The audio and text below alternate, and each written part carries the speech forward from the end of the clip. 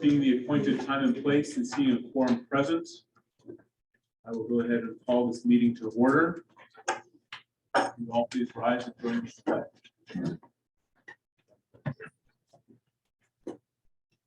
I pledge allegiance to the flag of the United States of America and to the republic for which it stands, one nation, under God, indivisible, with liberty and justice for all. Thank you.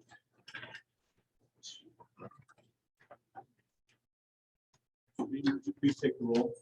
David Schrader, Present. David Smith, Present. Alden Langenberg. Here. Doug Will, Here. Tony Arnett, Present. Jennifer Backey. Here. Tina Johnson. Here. Steve Coppell. Here. Katie Major. All right, this brings us to the first opportunity on the agenda for public input. For those who would like to address the board, please give your name and address. If you're here in person, raise your hand, and I'll recognize you. If you are online, please use the virtual raise your hand feature.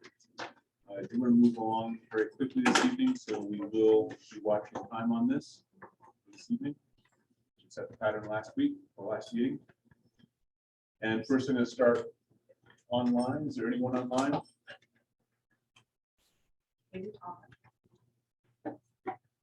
Somebody named KR who's raised their hand. If you could please.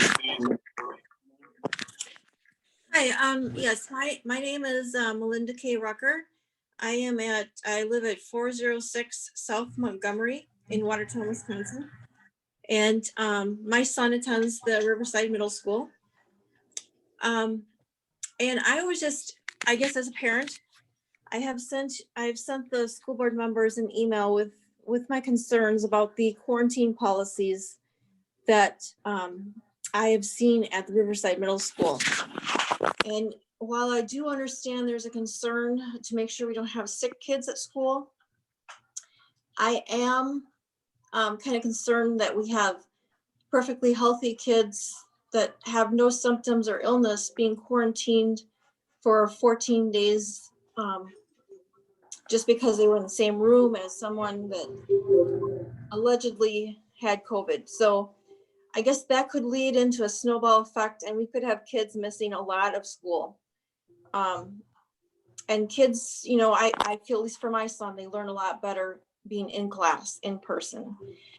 So I would like the school board to consider whether they really have the best quarantine policy in effect for our local community, I guess. So I guess, you know, we're going into holidays and we're going into the winter season. And I would just like people to really maybe think about or consider that quarantine policy as to whether it's really the best thing for our kids. We shouldn't have healthy kids sitting at home for 14 days. That is all I really wanted to discuss. Thank you. Is there anyone else online? In person, anyone who would like to address the board right now? Please go ahead. Maria Gracia, 611 Arlington Way. This morning, I sent all school board members results of a recent survey that I conducted. The survey was open to the public, only responded to by parents. All questions were regarding close contact quarantining. And I sent the results of the survey, including personal comments to all of the school board members and Dr. Shug. In a nutshell, of these 100 parents who responded, 93% wanted close contact quarantining to end, 5% were not sure, and 2% wanted the current quarantine to continue. I also researched schools that were fairly close to us that are no longer close quarantining, but rather alerting parents if there is an active case in class. And parents are then monitoring their kids for symptoms and keeping them home if needed. Schools no longer close contact quarantining include, but are not limited to, Waukesha, Dodgeland, Johnson Creek, Oconomowoc, Hartford, Arrowhead, Kettle Moraine, Oak Creek, Franklin, and Jefferson. Jefferson has a policy only when school cases are substantial do they close contact quarantine. At the last Ed Services meeting, it was discussed that if active cases go up, then the WUSD is ready for more mitigation measures. However, it was not discussed what the WUSD would do when active cases go down or anything about less mitigation measures. And personally, I'd like to see close contact quarantines ended completely, like other schools in our area have done. However, some schools nationwide are meeting both of these scenarios. They're still doing close contact quarantining, but only if active cases at their schools reach a certain percentage and warrant it. I've come up with an example of this, and it's in the email I sent. I am asking the school board and admin to, at minimum, discuss what I just mentioned and either end CCQ completely or only close contact quarantine if we reach a certain percentage of active cases at each school. Thank you so much for your time. All right, thank you. Anyone else? Please.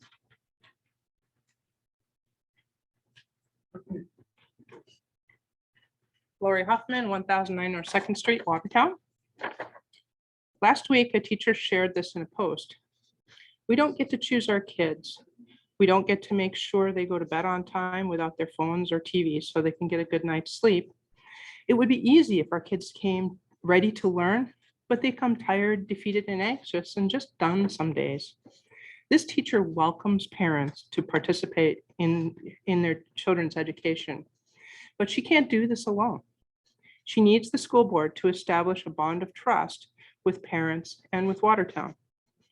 We need this so much more than listening sessions. The current message Watertown sends, or the district sends to Watertown, whether they realize it or not, is send money, send kids, follow instructions, and get out of our way. Meaningful change would involve the board, parents, and community in an investigation into what causes the mistrust and alienation we're seeing, as well as a resulting action plan. Start here. The district's meeting management policies erode public trust. One example, subcommittee meetings don't allow public comment. As a result, resolutions are brought to the board do not necessarily have community support. This creates tension and uncertainty among board members as the community makes a last-ditch effort to be heard. School board members I've spoken to feel pressured to support the subcommittee policy and are uncertain about discussing their reservations. This creates meetings where board members talk around a topic instead of having meaningful discussions. As a result, Watertown school board meetings are notorious for being painfully long and convoluted. In contrast, city meetings allow public comments. Community members discuss comments in depth, and citizens can always speak twice, once to voice their concerns and again to provide feedback. This transparent flow of information results in efficient meetings while strengthening public trust. The district would be wise to adopt these policies to start with. Thank you very much. Thank you.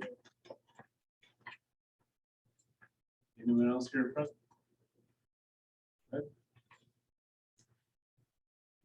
Craig Ortman, 1549 Boulder Road. Tonight I'm disappointed.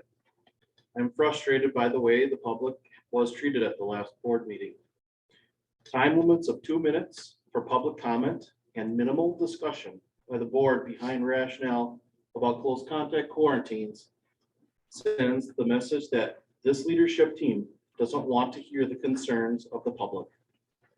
It was the concerns of the public that assisted in the support needed to expedite full face-to-face learning and to unmask our kids. This is not the Watertown community that I know. We work together. We don't try to silence each other.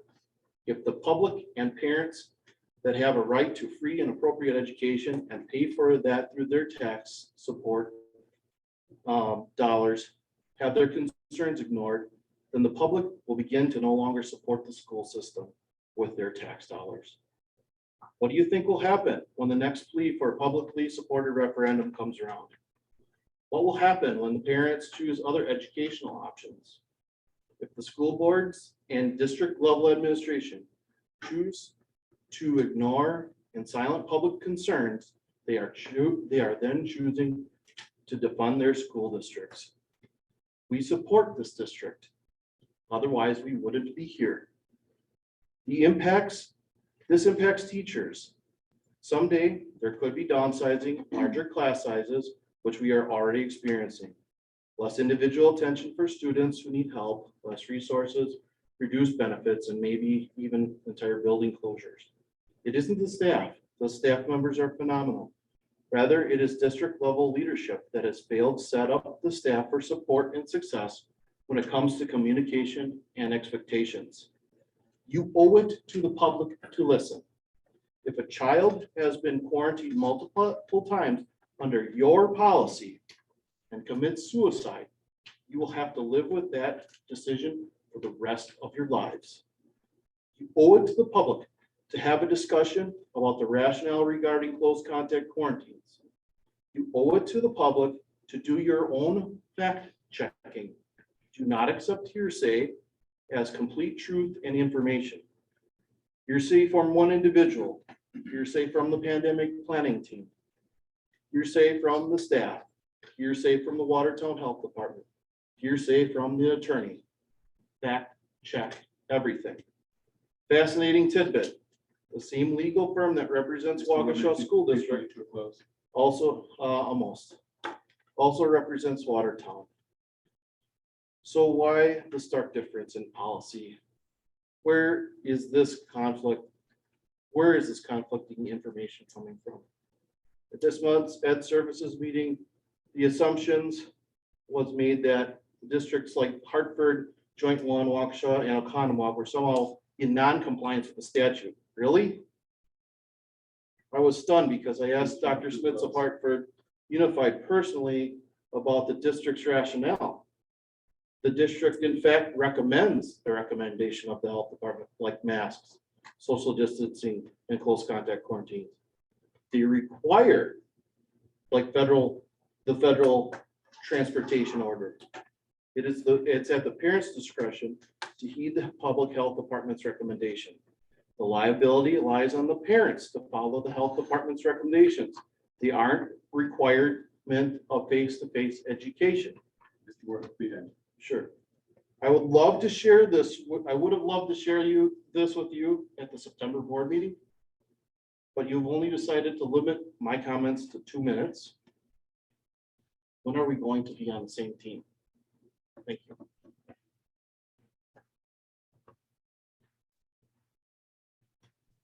Would anyone else like to be recognized at this time in the room? Is there anyone else online? Go ahead, please. Hi, can you hear me? Yes, we can. Repeat your name Hi. and address. My name is Troy Shanky. I live at 1200 Louisa Street. I have raised 2 kids completely through this school system. I have another one in 5th grade, and I have one that's pretty soon going to start. First off, I want to commend this school board. I can't imagine the position you've been in for the last year and a half dealing with all of this. And the one thing I want to say is I'm really glad that this board is following the wishes of the parents and the citizens of Watertown. It was a tough fight with masks. I'm sure it's going to be a tough fight soon with vaccines. Right now, we're dealing with the quarantines. I just want to voice my opinion that I don't think the close contact quarantines are okay anymore. We're talking about a demographic that typically does not even get sick from COVID. They're not known to be big spreaders. I really think the close contact quarantines need to go away. They are affecting everyone's lives. Parents are losing jobs. Citizens of Watertown are losing jobs because of these contacts.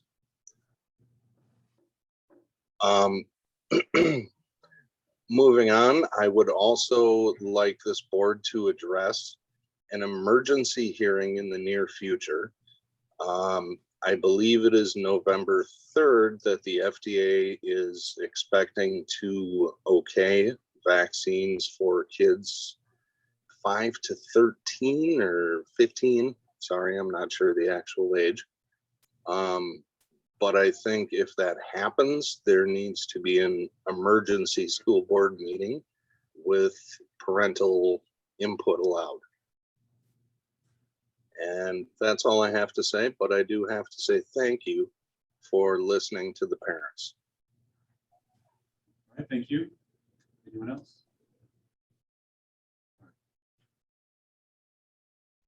Then we'll move on to our next item. There'll be another opportunity for public input. Our next item is our annual budget hearing. Notice is hereby given to the qualified electors of the Watertown Unified School District that the budget hearing will be held at Watertown High School, 825 Endeavor Drive, Watertown, Wisconsin, on Monday, the 25th of October, 2021 at 5:30 p.m. First, introductory comments. We will go ahead and turn those comments over to Mr. Williamson. I would only share with the board and the community members that Mike has transitioned into this role very, very seamlessly. We have very much appreciated the time and care he has put into putting together this evening's presentation. I know he also has a strong team around him that have helped him to gather all of the information that you're going to be seeing tonight. So much gratitude, Mr. Williamson, for your work and efforts on preparing for this hearing today. And I think you will find what he has to share, hopefully interesting and certainly informative. Yeah, thank you. I appreciate that. I'll walk around with, I usually do this, but I'm gonna walk out here and tell. If you would like, there are printed off copies. I can sign those later if you'd like, but you can take them home with you and peruse them at your leisure afterwards. I'm just gonna let Tyler get this shared on Zoom. Just kind of, oh, I got the okay. All right, you can go ahead. So you can go to the next. Yeah, thank you. So when budgets are put together, this process for school districts really starts late winter, early spring. And it really doesn't end until 2 weeks ago when we get the final variables in. So it's a long process that really begins with expenditures and programming and kind of ends with the revenues that are solidified late September, early October. And so all three of these things have to come together and coalesce into a budget document that really reflects who you are as a school district. And so I think you'll find throughout the presentation some things that are that we're paying attention to for the future, some opportunities that exist, and we'll continue to use these three pillars to continue to guide expenditures, revenues, and programming. Go ahead, Tyler. So I like to always start on the revenue side, spend a lot of time there. By a lot of time, I mean 2 hours. No, I'm joking. It's not that long. But some time just talking about the revenue limit formula, because that really does drive, at the end of the day, the mill rate and taxation. Sometimes people think it's the expenditure side, and it really isn't on that anymore. It's really the revenue limit formulas.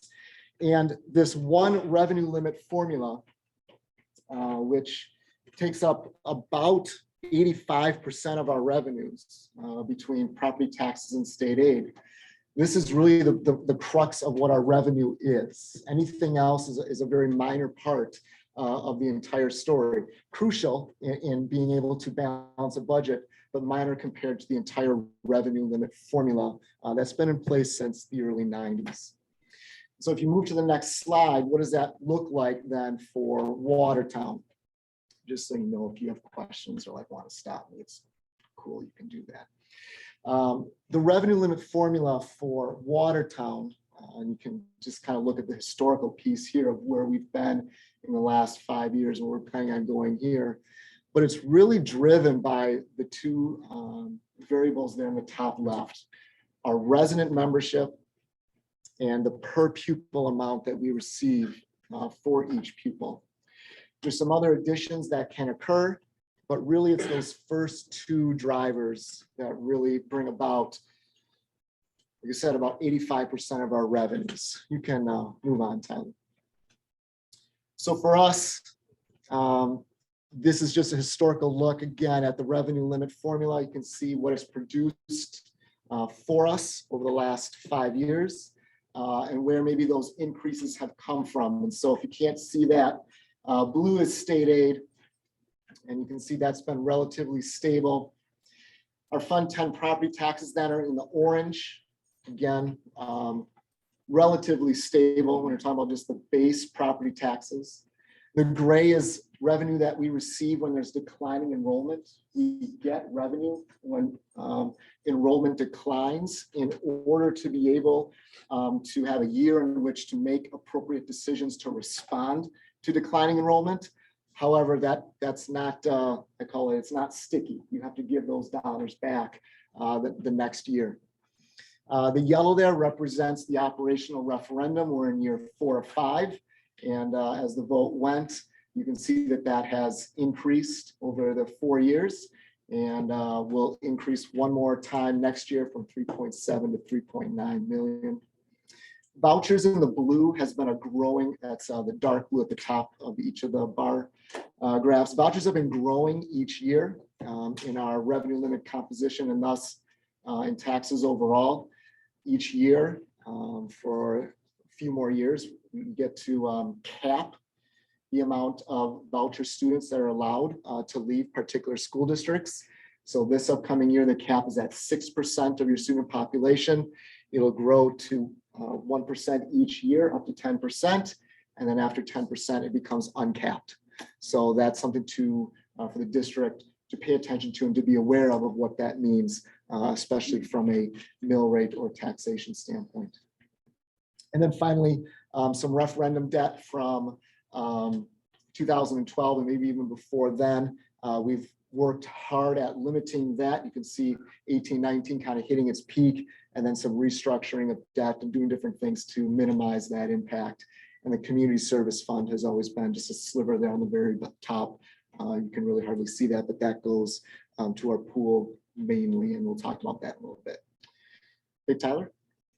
So the two most important factors, I'm not going to read the slide to you, but is membership and per pupil.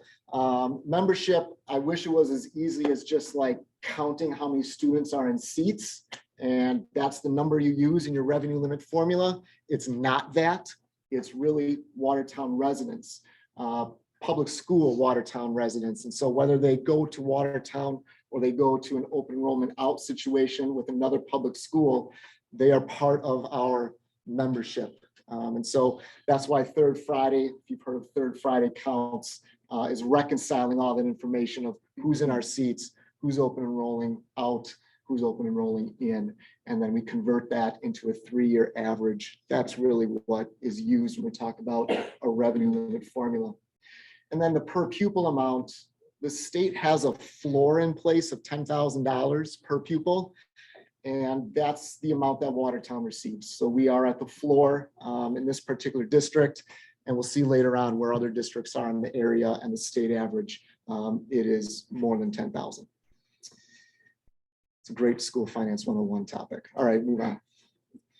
So looking at those two most important factors, membership, headcount is still important. It gives us a sense of where our really a trend that's happening, at least, and obviously with students in seats, we want to know those numbers for a number of reasons, staffing and things like that.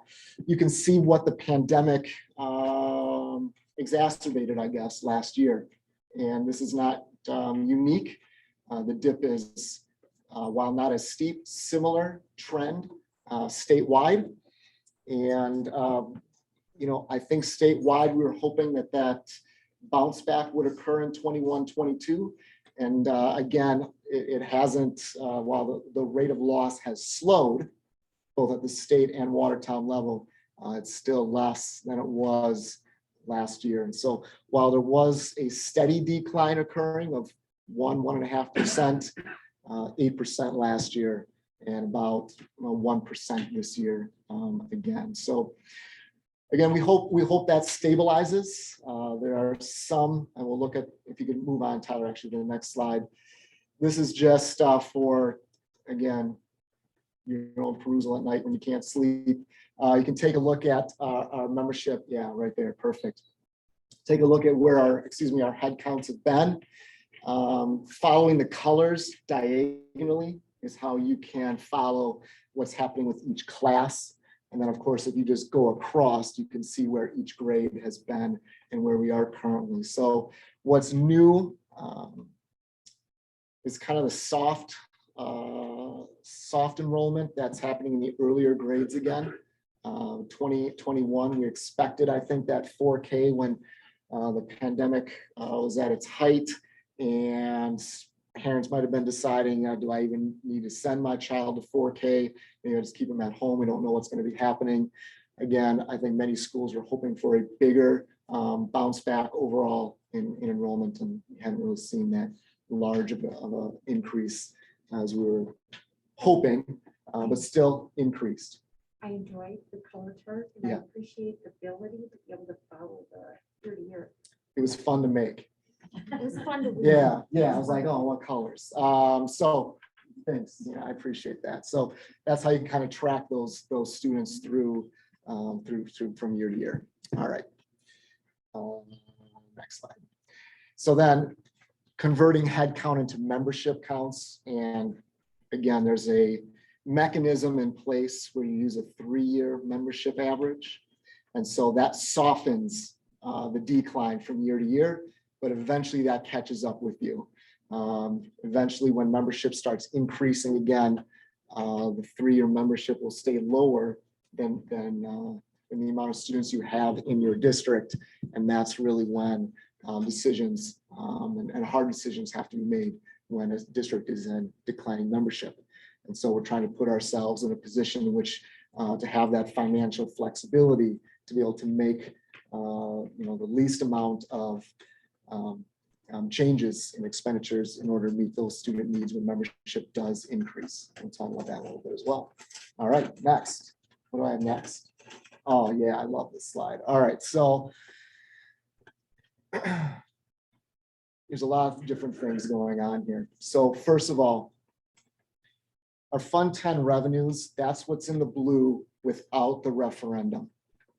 Okay, so the blue is just what revenues would have been in the district each of the past, well now, 3 years, and then this year with the referendum, and next year with the referendum. That's a projection for 22, 23. So the last orange bar, for those who can't see, that's a projection of revenues. The blue line is just the line itself, is what was projected back in 17-18 as far as expenditures go.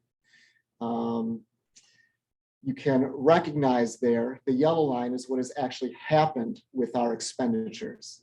And so this district, and I say this district only from the standpoint that I certainly wasn't around, and to the credit of this district, that yellow line is below the projected expenditures that were in place and that were expected. And that's a great thing to be able to say we've done enough to be able to curb those expenditures. And those expenditures come with some different revenues in place as well, right? We weren't counting on ESSER funding or federal funding in response to the pandemic.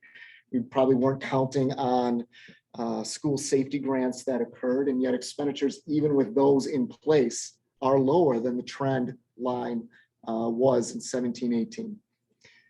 What you'll notice on the right side in the projections moving forward is a little scary, but I think we're going to be in an okay place to handle some of that. So once the referendum falls off, that you take that orange bar away, and we realize a 3-year membership that is clearly lower, revenues are going to decrease significantly in 23-24.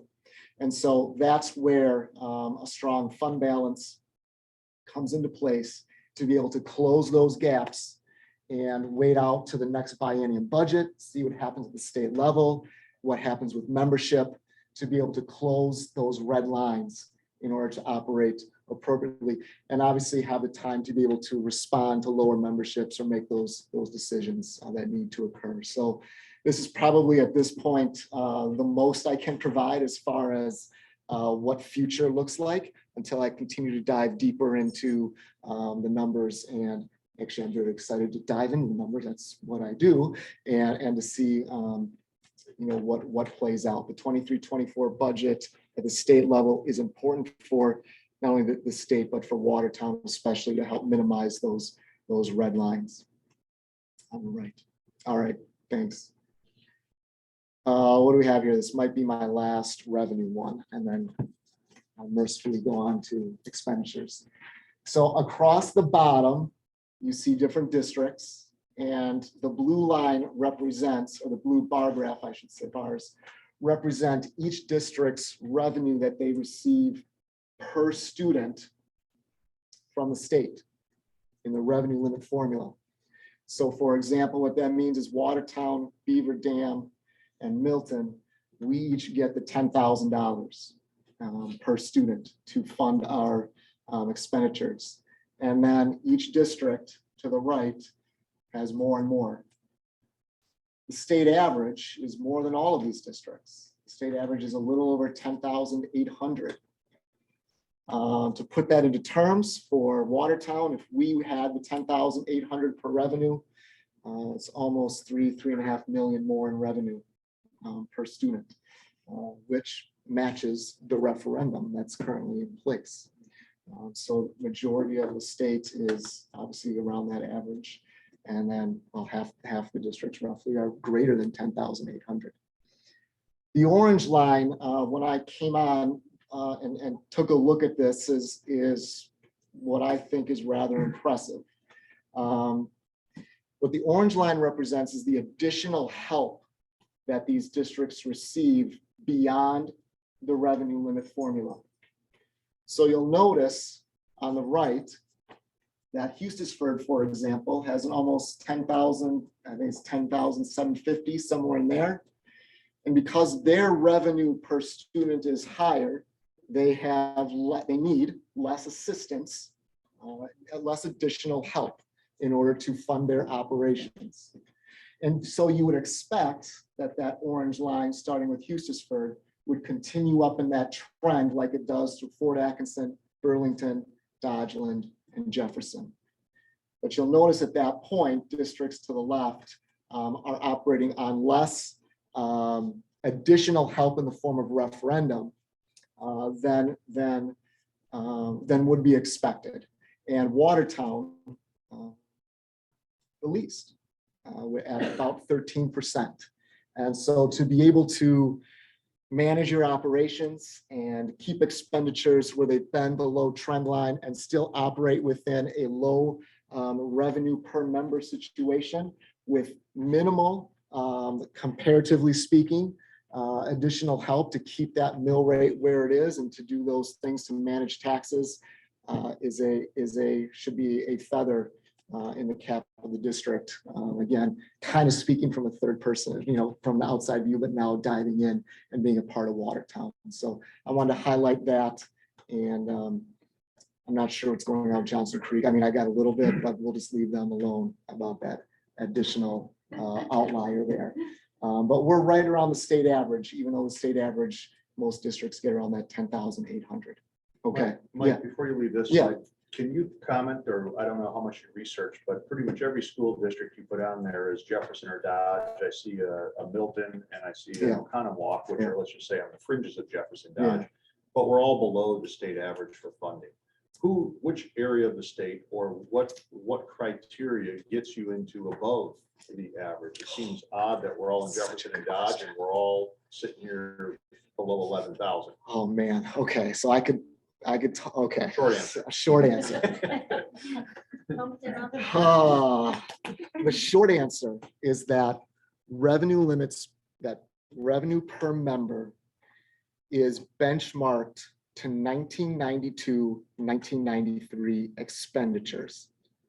That the next year, the state took whatever districts spent in 1992, 1993 and said, that's how much you need to operate your district. We're going to implement revenue limit formulas, and we're going to use your 92, 93 expenditures. If you were a district, and districts didn't know that this was going to be taking place. So if you were a district in 92, 93 that just happened to spend more that year or paid off large sums of debt by chance, your revenue per member is going to be higher. if you were a district that's fiscally responsible, not that those others weren't, but fiscally responsible, sensitive to the tax rates, wanting to operate within a certain, expenditure level, you kept your expenditures low, just like you always have done. And now here's the result, 25, 30 years. Almost But is it? almost okay, 30. So is there an area of the state? I mean, is it Yeah. more urban areas that are getting more above the. average, Yeah, or is it yeah. If you somewhere look, in if you look to the the, expanding portions of the state? yeah, if you look to the east, northeast,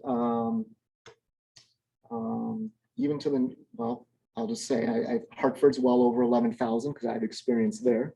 You're talking about maybe a Nicolay, it might be $13,000 to $14,000 per revenue.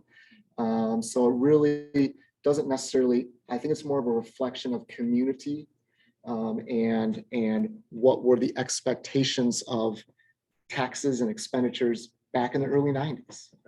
And when people say the funding system is broken, that's why. Why are we indexing back to a 1992, 1993 school year expenditure? Is that that's short enough? Good answer, and it generally means that we're in the same boat with a lot of our brethren in the area. Yes. Either because we were all responsible in 92, or we just didn't have the right politician in our pocket. Not going to comment on any politician. I'm just here for the numbers. All right. I'm also reading it correctly that every one of these 15-ish districts that you have on here have referendums Yeah. in play. Yeah. Operating without a referendum in this area, this demographic is not heard of. It's hard. Yeah. But to be clear, those referendum may be, Could be one time. it could be one time capital. so Correct. putting a new building. Yep. for Yep. operating. Variety of referendum. Yeah. And both is represented on here. I didn't break out which type, but both is represented on. Still going back to the taxpayers for additional referendum. Correct. All right. I think that's good on revenues. Quiz will be later. So then the same idea, and I don't want to spend a ton of time on expenditures and the budgets, in case you're, again, sleepy, you can look at the budget document tonight and look up all the accounting codes on the DPI website. But the same thing with expenditures, like with revenues, there's a large portion of revenues that are really the revenue limit formula, state aid and property taxes. The same thing on the expenditure side is there's a correlation is that most of our expenditures are salaries and benefits. And in a service industry, that makes sense, nor is it out of whack with other districts everywhere. Right? In service industry, you're going to see salaries and benefits be a large portion of any budget.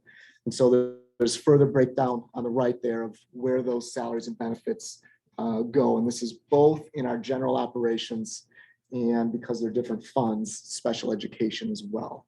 So it's taking a look at both those areas. Often we just look at Fund 10, general operations. Special education is lumped into here. Looking at, go ahead, Tyler. There are really a few, and this is kind of going back to why we are under projected expenditures. The health insurance trend at a minimum is 8% increase every year. And that's just a given, and that should be expected.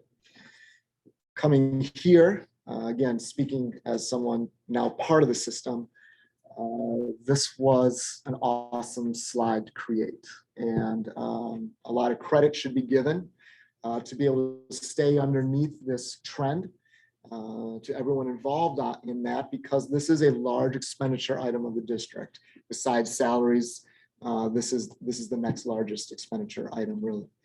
And so to stay below trend in health insurance is why you're also able to then stay below trend in the expenditures overall, even when there are increasing costs elsewhere. And so you can see where this has been and where it's projected for this upcoming year. And hopefully this trend is something that continues and allows us to operate with those additional funds that can go back towards instructional activities. On the lower left is a look at, again, why there may be a trend of some lower expenditures and maybe also an indication of where federal funding through ESSER can be spent. So there's been some service repairs and capital expenses that have been, reduced over since 16-17, and that's, I think, a combination of things being handled and needs may not have been, there may not have been the needs in place to be able to, or the needs in place to spend those dollars on. We're in the midst right now of putting together a 10-year capital improvement plan that takes in information that I'm gathering from these past fiscal years, and we'll bring that to the Finance Committee in November. But the large increase there for this upcoming year is really due to a chiller replacement at the high school and needing those funds and using them from the federal funding to be able to handle that expenditure. More could occur moving forward, but that's part of the reason expenditures have stayed lower as well. The vouchers on the right, that's what can cause expenditures to look higher in some line items in the budget. Vouchers are an expenditure that's offset by property taxes. So while the expenditure may go up, the revenue matches that, but it does give us an indication of that expenditure line item and why it may look a lot larger from year to year in the budget. And that orange line is simply the cap keeps on rising up until 10%. Go ahead. So the breakdown of this year's budget, revenues and expenditures, we do have a projected fund balance that we hope to put away. And again, that projected fund balance is really meant to provide flexibility come 2023, 2024, and moving forward as we see the membership, the exacerbated membership drop hit our formula intensely in that year, along with the referendum falling off the taxpayer roll that year as well. So we're right around 50 million, and we'll do what we can to stick around that fund balance of 3.5. We always, go ahead, Tyler, we always have to communicate to the public, community, what we're doing with Fund 80. The Fund 80 levy is about it's not about, it is $258,500. That's been the same as last year, and the lowest it has been.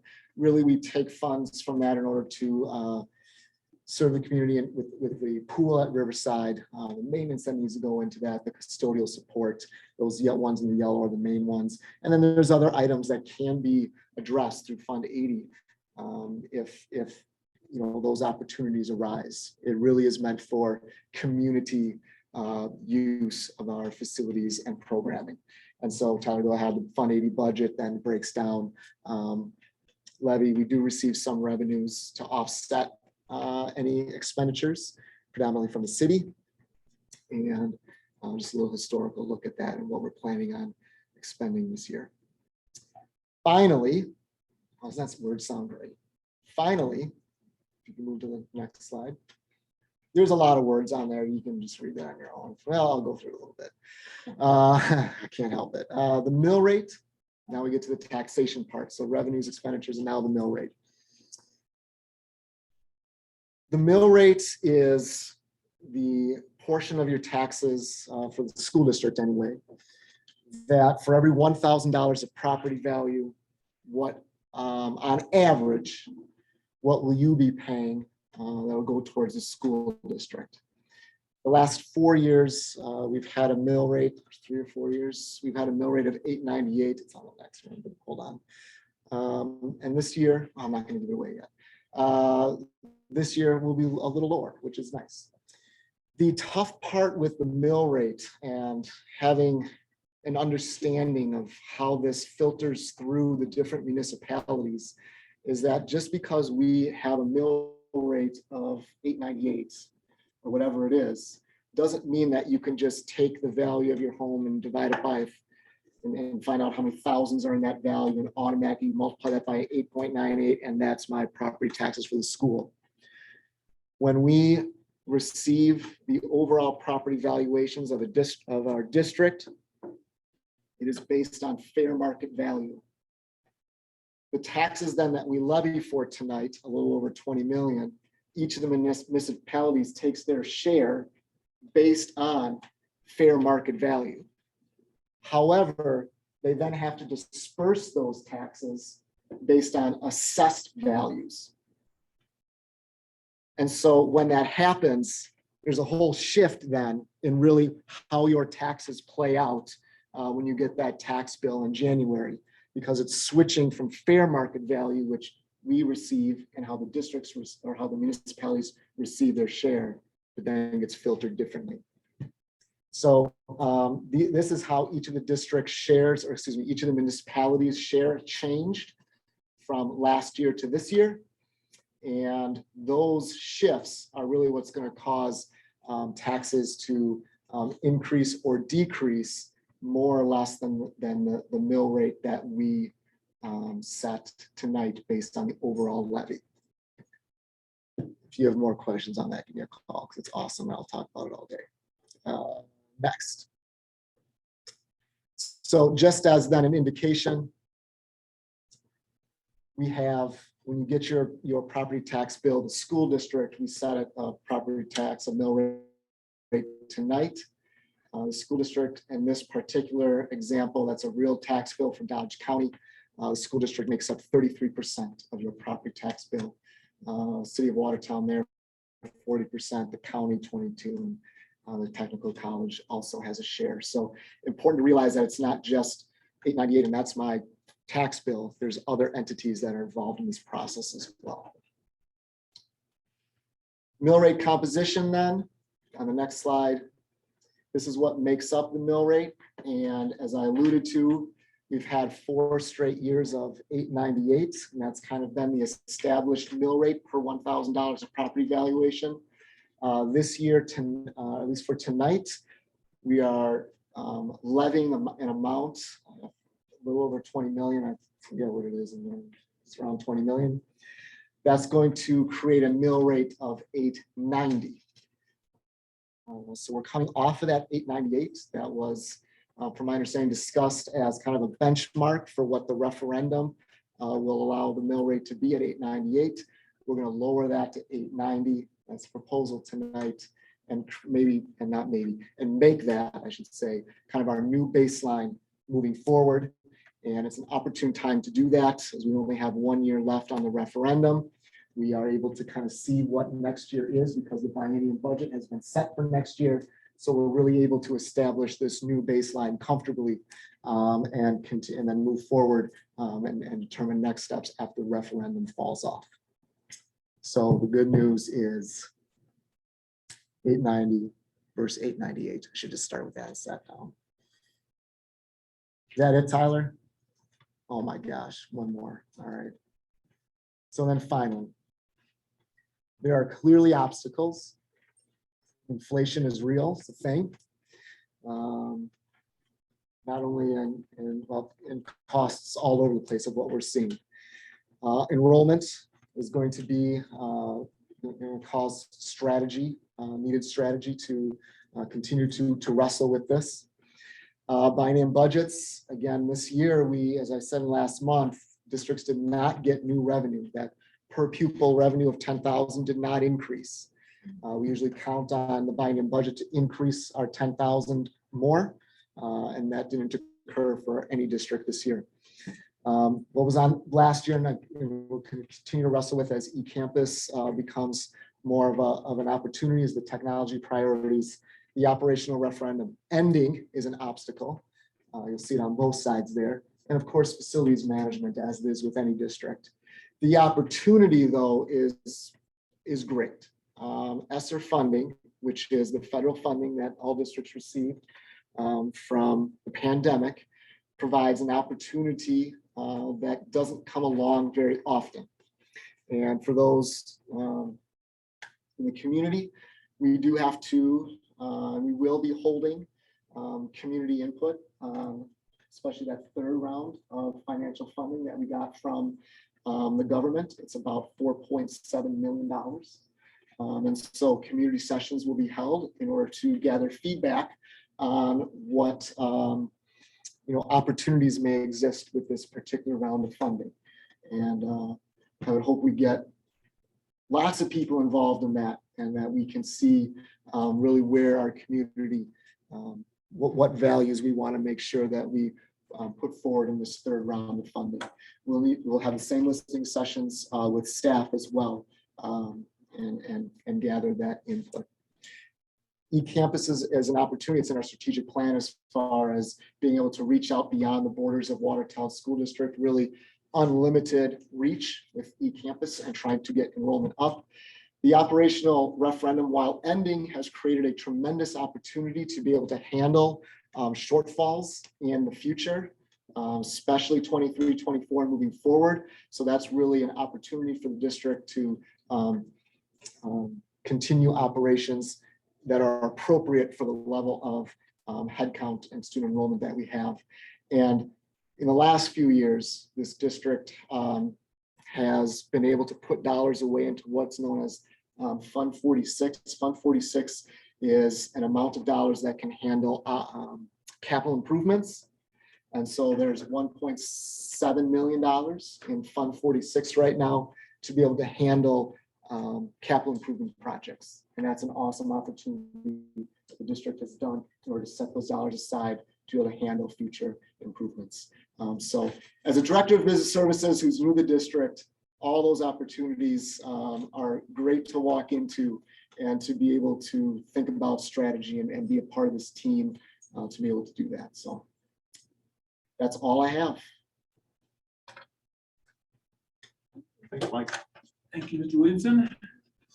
So first, members of the board, questions or comments on the presentation? Asked you to move along, so I'm kind of assuming you got most of them out there. But just to make sure. Not seeing any. Okay. Mike, you know, the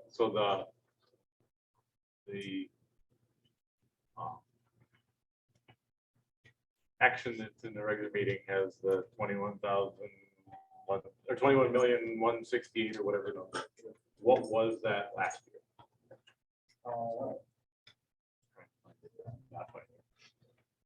It was in the 20s. It was still less. Yeah. Yes. It was still less. All right, then this, anything else?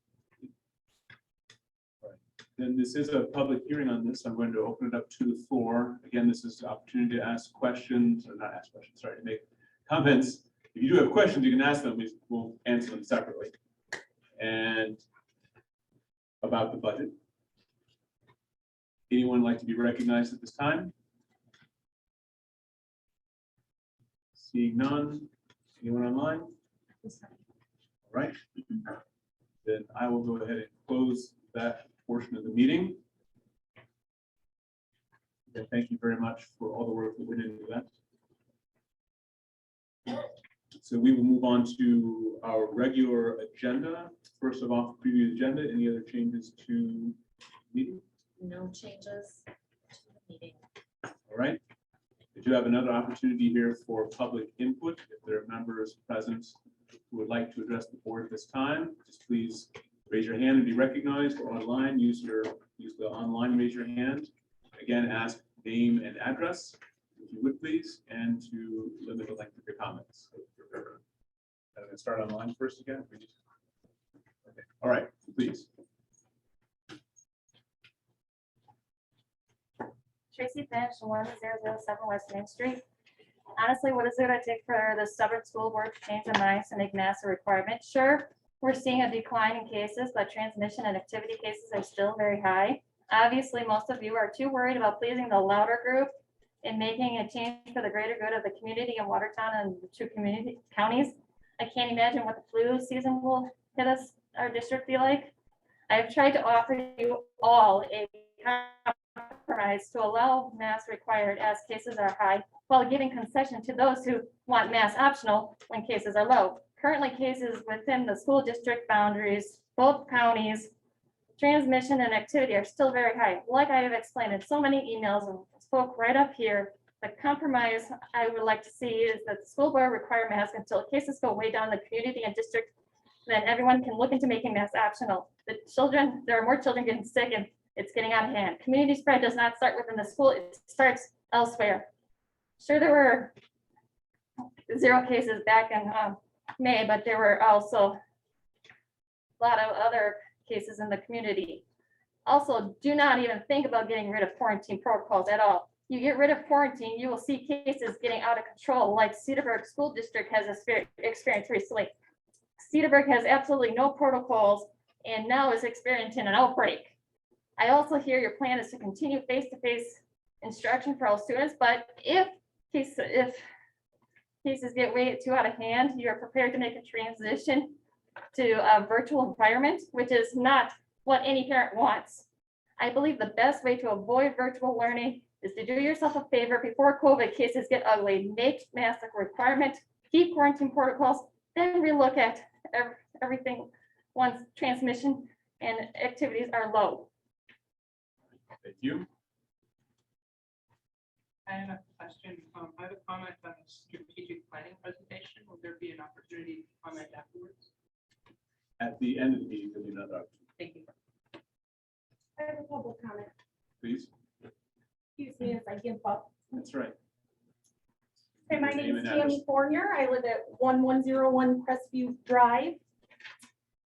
So I'm here tonight to express my deep disappointment in this board's choice to continue to discriminate against unvaccinated students where COVID close contact is concerned. The policy that is in place to quarantine, mask, social distance, and test only unvaccinated students is causing more harm than good to the children and the families that live within our community. I believe the board should change the policy effective immediately so that all children can attend school unless they are ill. Or at the very least, have the same policy in place for all students and staff regardless of their vaccine status. I would like to know how the board can stand behind following this recommendation by the Wisconsin Department of Health.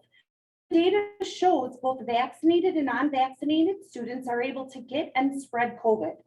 Not only that, but vaccinated students are said to be less likely to show severe symptoms of COVID. Knowing that vaccinated students can get and spread COVID while having fewer symptoms, wouldn't one assume that the mitigating the spread was the greatest concern? Vaccinated students should be following this policy as well. Yet, this board continues to only treat unvaccinated students differently, not by law, but by choice. I know parents within this district that have had to quarantine their children multiple times this year because of a policy you're choosing to implement. These parents are not only worried about the lack of education their children are receiving because of these policies, but they are also worried about the financial stability they can afford their children. If parents must miss at least 7 days of work, potentially multiple times throughout the year, with no family medical leave or doctor's note to protect them from losing their jobs because their children are healthy, what do you say to these parents?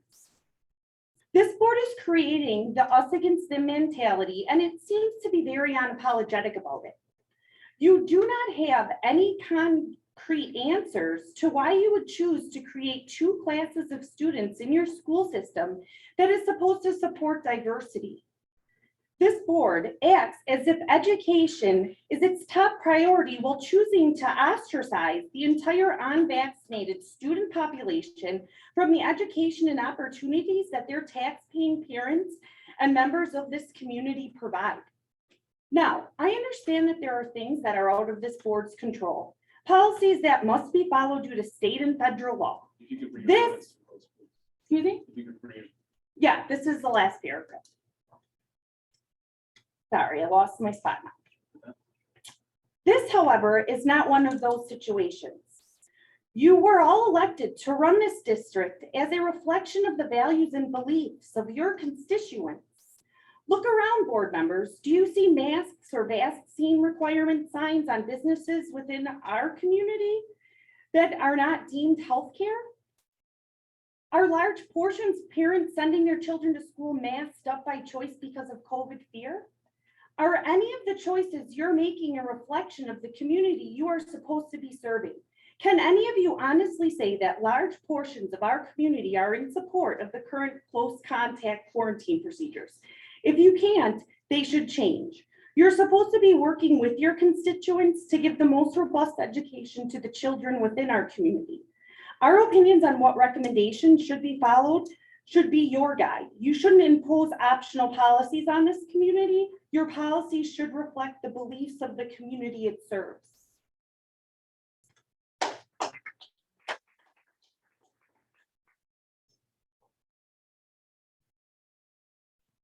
Anyone else? Seeing any online? All right.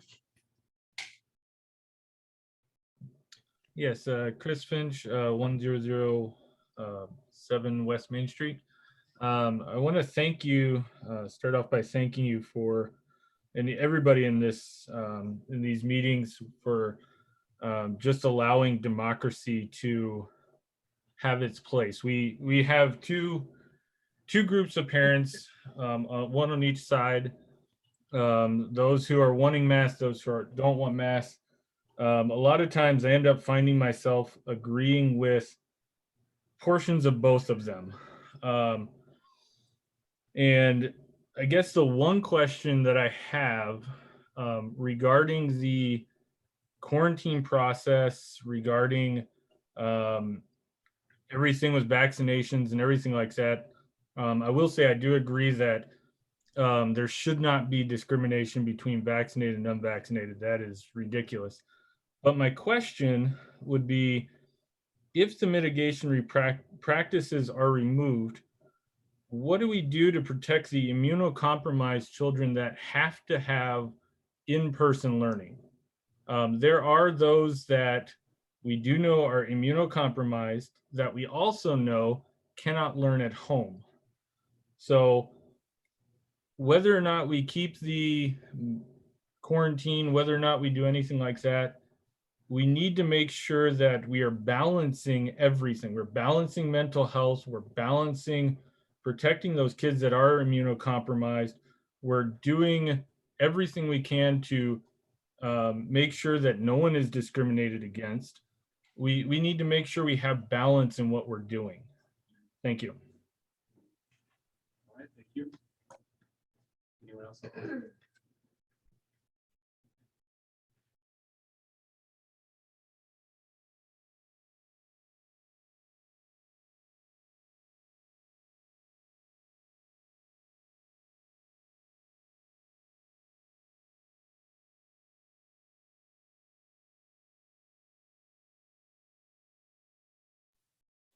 Gala this past week on Thursday.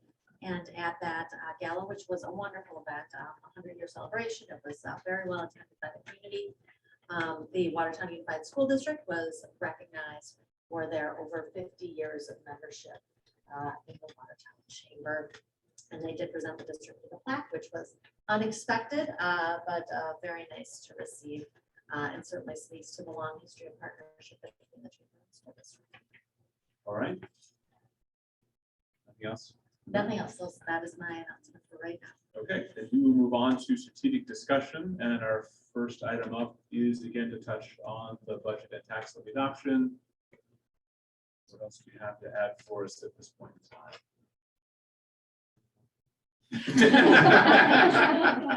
Might have another opportunity. I'll remember this for next year. So again, board members, we did review this at fiscal, so remember you did see that at this point in time. And again, it's something that's been in the works for many, many months. So, but any comments or questions on the presentation? Well done. Yeah, said it very, very clearly done and easy to understand. Thank you. Okay, I think I'll just highlight a few things if I may. So number one, the graph that he showed where our expenses have come under what was projected the year before the referendum. And just to say, you know, the administration, the board, we asked the community to help buy some time, essentially. And I think that graph shows that the board has not wasted that time. And that we have found significant opportunities, particularly around healthcare, to reduce our expenditures. I dare say that you'd be hard pressed to find any other area district that could say not only did they outperform, come in less than the trend as it's referred to, but actually pulled their expenses way down, which we did. We're sitting well under $1 million less on healthcare expenditures than we were 3 years ago. Like that just doesn't just magically happen. There's a lot of work that went into that. So number one, we have been making use of the time. Number two, we have been, where we save that money, we're saving it because we know there are rainy days coming.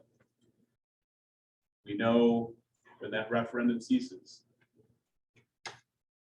even under the best case scenario part of the referendum, we knew there was going to be a drop off there. And again, we're trying to aim for that day. Now it's now been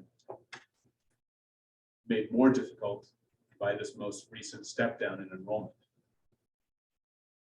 I would like to highlight that we hear from a number of other agencies in the Watertown area that birth rates have been down the last few years and continue to be down. It's been about 5 years since this district last did an enrollment study that did projections on population. We thought we were looking at a stable situation beyond a certain point. Clearly, that has not happened. If we were to go back to that colorized chart and look at the K through 2 numbers for the last 2 years, that drop 30 to 50 per class, that was not in the numbers 5 years ago. That is very unexpected. And again, it is consistent with what we're hearing, for example, from the hospital in terms of birth rates. It's there. It's not expected. I firmly believe it is only a matter of time before this community grows again. We all saw the newspaper headlines from the last week. Watertown did not grow. It lost population the last 10 years. Great Recession took the wind out of our sails. I believe that wind will come back. It will take some time. And that's why it's important to look at the opportunities that were highlighted in terms of those federal funds, one-time money, how best do we make use of that? The e-campus, again, how best do we grow that? Those are a couple of really big things that can be difference makers and can get us through that 5-year period after the referendum drops off. So that's a few things I want to know. Reasons for concern, but reasons for hope. Okay. Next up under strategic discussion is returning to the topic of strategic planning, and I'm going to turn it over to my esteemed colleague, Jennifer. Concerning strategic planning, this is a continuation of a process in strategic planning and a partnership that's been going on for months with board and administration. And tonight we would just like to, on behalf of the planning committee, we were tasked with wordsmithing the outcome of some work that was done on September 15th. There was a joint meeting that was held between administration and the board. And we challenged the board, the board, with coming up with, now that we know what are our strategic objectives and our strategic priorities, and we know how we're going to measure those priorities. Again, the priorities are student success, fiscal responsibility, and enrollment growth. We've got measures and objectives under them. We challenged the administration on the 15th of September to present the #1 strategy that was going to, in their collective wisdom, get us to meet those outcomes. And the outcome of that meeting was also the board having the opportunity to provide input to see if there was another strategy.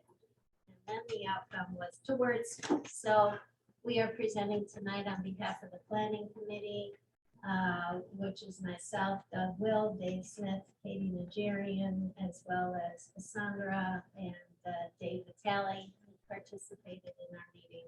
The wordsmithing of our strategic strategies. So go ahead, Laura. Thank you.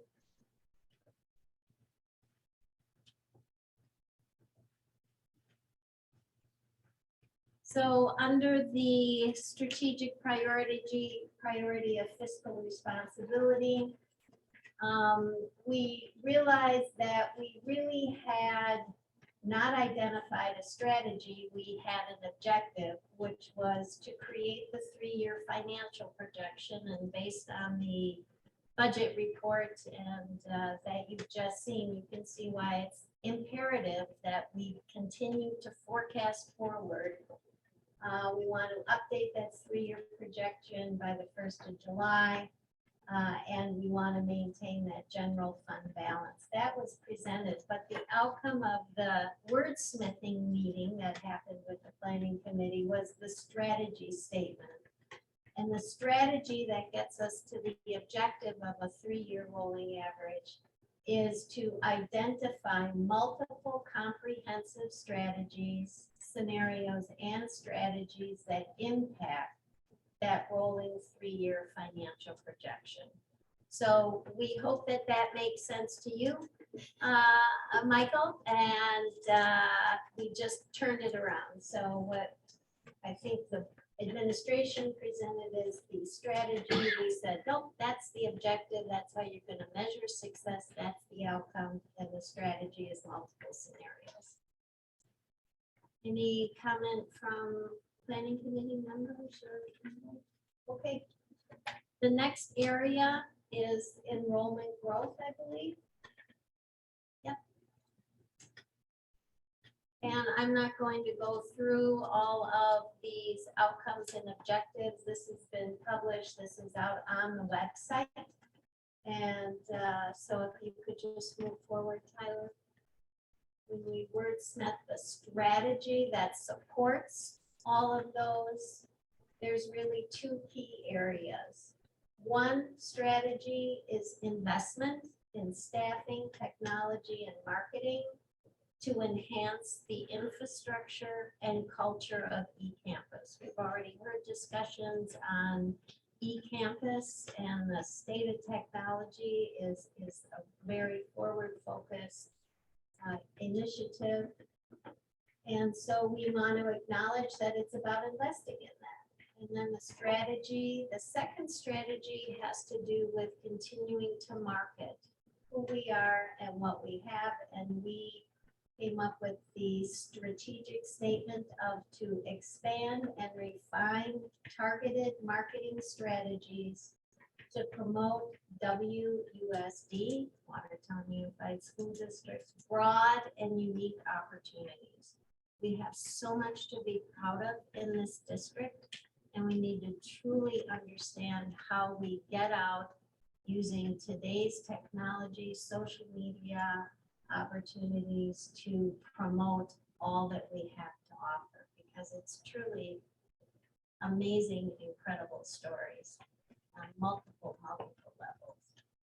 So those are our 2 strategies, eCampus and marketing.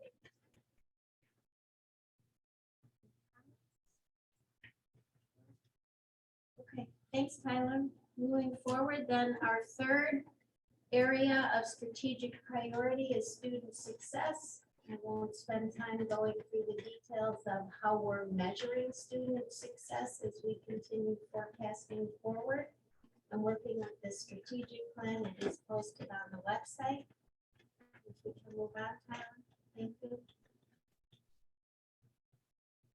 We have 2 key strategies, and Tony, thank you during our meeting on the 15th of saying, 6 or 8 strategies is destined for failure. So much of this initiative is to try and really get down to key comments and key initiatives. So It was a great discussion when the planning committee was in, because we ended up coming up with good statements that we would like to propose, succinctly state our strategies as it relates to student success, both at first at the elementary level and then at the middle school and the high school level. What's going to be some key strategies that are really gonna not only help us achieve our objectives, but continue to strengthen the incredibly strong school district that we have. So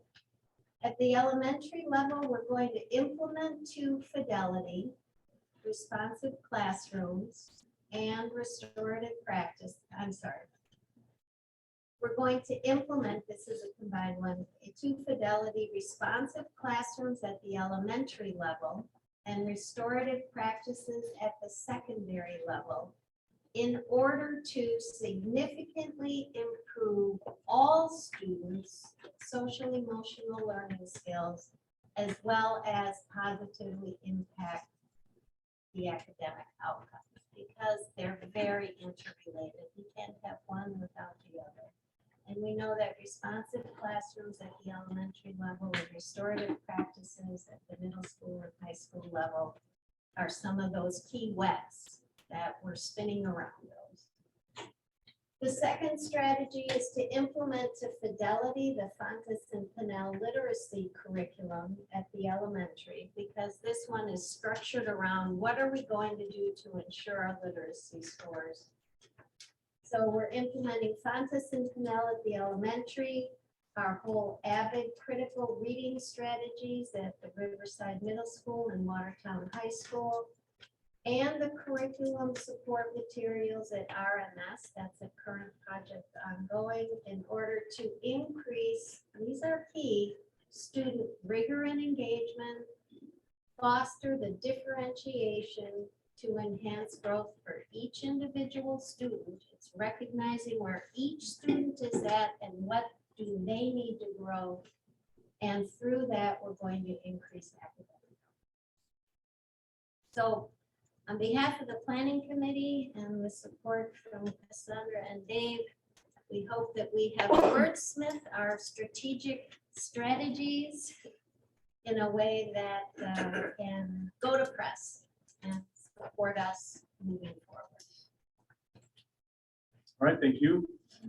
Comments or questions from board members? Jennifer, could you share a little bit on kind of the next steps of the planning committee? I guess I really think about the ones on the student success in particular, like how are we bridging from our strategies to our outcomes that we're wanting, and there's some pieces that we need some measurements and tying to. An outcome of the planning committee meeting was we decided that we wanted to meet because we're really kicking ourselves off for the first time in this new format. My memory, and anybody correct me who was there, is we want to meet every 2 months to begin to understand how we are measuring the outcomes and objectives. Well, how are we going to have them reported on? So my understanding is the next meeting, which will be in December, we're going to get that structure around that every 2 month reporting and measuring. Anybody Dave, that was, see that differently? I was just, that's more on measurement. You said next step. I mean, are we gonna be launching initiatives and at what level? And is it gonna show up on scorecards to trickle out of Cassandra's office to all departments? So that if there is a particular area that we said, hey, we're gonna be a destination, well, that has to go into some marketing, presumably. Is that where it all originates from? Then Cassandra, or I don't know if Dave, that was your question, or that just follows up on that. Let's talk about it. Yeah, that's following up on basically, to me, I got it as Cassandra's gonna basically propose some ways in which we're gonna be scorecard, measure, matrix, whatever it is. It starts to, because there's some, I think some of us still have some missing puzzle pieces in the mind of, how do we take social emotional and have it positively impact academic outcomes? What are the things that connect those dots? We all kind of see that they do, but what are we going to track and follow on a regular basis? And what are we gonna do if we're not getting there? I mean, if we want to increase our eCampus enrollment to 100 or 210 in the next 2.5 years, if we need to be a third of the way there in 1 year and we're not, then what strategies what initiatives are we gonna do and what are we gonna do differently? And I just wanted to understand, I think the same as Dave. No point putting together a strategic document if we're not gonna follow it and live it and implement it throughout the school district. That could be a discussion for another meeting, but I assume that now the ball is in Cassandra's court on this, or where does it go from here? Where do we start developing the initiatives? So I can definitely speak to that. I would say that the administrative team has been at work doing this. They have been creating all of their scorecards aligned to the outcomes. And based on the input from the planning committee, we spent some time at last week's cabinet meeting talking through how those strategies have been revised and what steps we were going to take to make sure that we were addressing those strategies in a slightly different way than we have. In November, we anticipate having our annual gallery walk where you would hear from all of the building principals in terms of the work that they're doing in their sites and how that will be supporting the strategic plan. And then as we develop the strategies through the planning committee, we anticipate that will be our vehicle for reporting out our progress and our next steps. And as need be, bringing that to the full board as well. Excuse me, as well.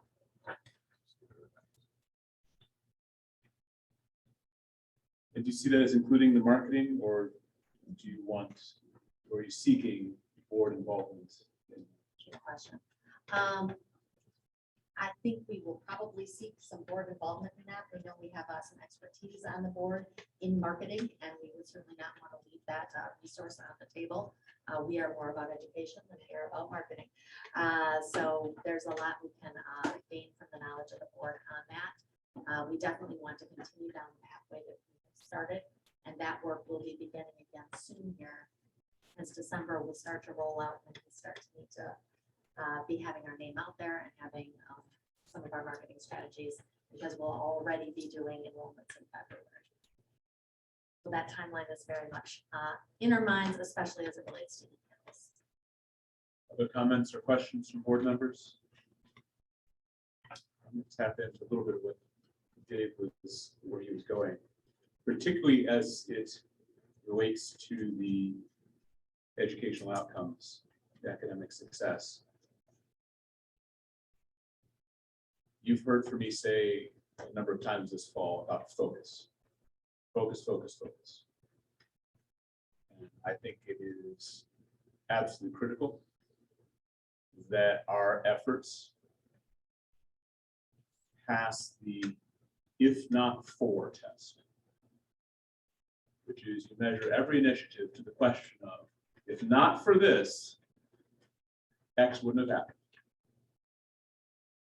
Not for this, this number is not going to change. That's what I'm looking for. I need to understand how new initiatives pass the if not for test. And frankly, if they don't,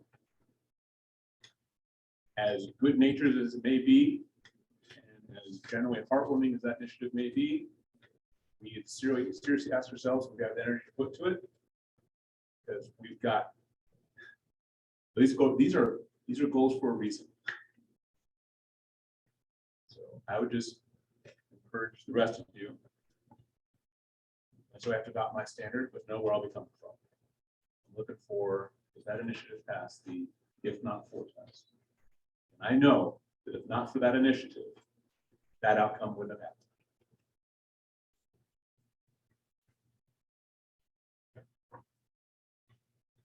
Any other thoughts, comments?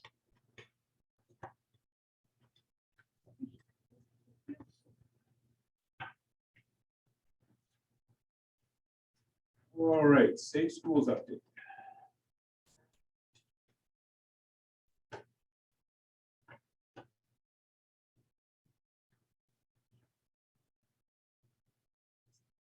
Tyler, Safe Schools update. There you see a picture of our 80-person orchestra concert.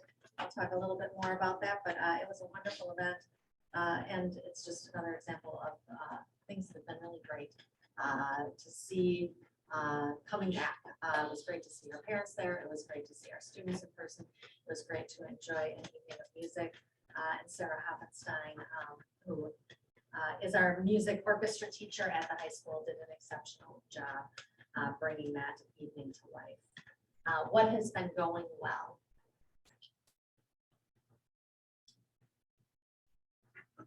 Looks like the version in Board Docs is maybe not the one that's on the Google, but I will, let's keep going. No, that's perfect.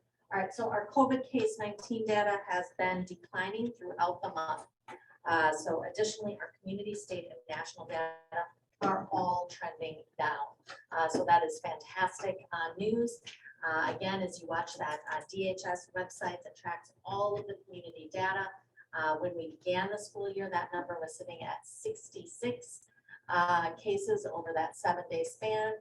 This morning when I checked, and again this afternoon when I checked, we were sitting at 59 cases over the last 7-day average, which I think speaks very well to the fact that our case data over the last 2 weeks has been significantly lower. And we anticipate we're going to continue to see that trending, stabilizing, and hopefully continuing to go down. Because our COVID-19 data is improving, our attendance overall is improving, and we're seeing more of our students in school face-to-face, which is, of course, the goal. You've heard already today the conversation about responsive classroom and restorative practices. This picture is a little bit hard to see, but this is an example of a morning meeting at Douglas School where we're seeing some of those responsive classroom practices in place and building that community and culture in our classrooms and buildings. This has been mission critical as we've had some of our students back face-to-face that we didn't see it all last year and for a significant portion of the previous school year.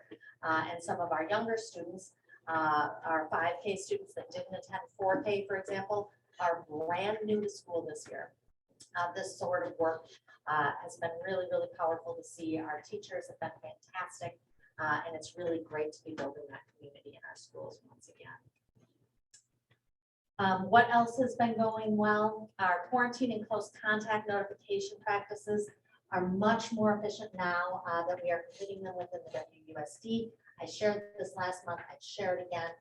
The great majority of cases are executed now within one school day. That is a huge improvement.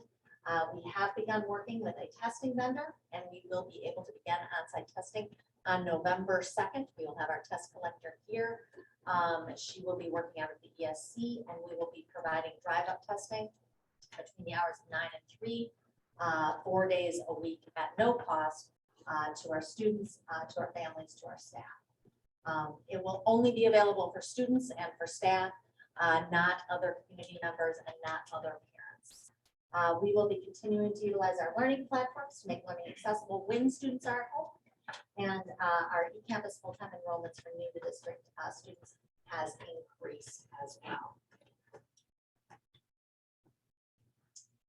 So back on the Yes, Doug. testing again, can you just say it again?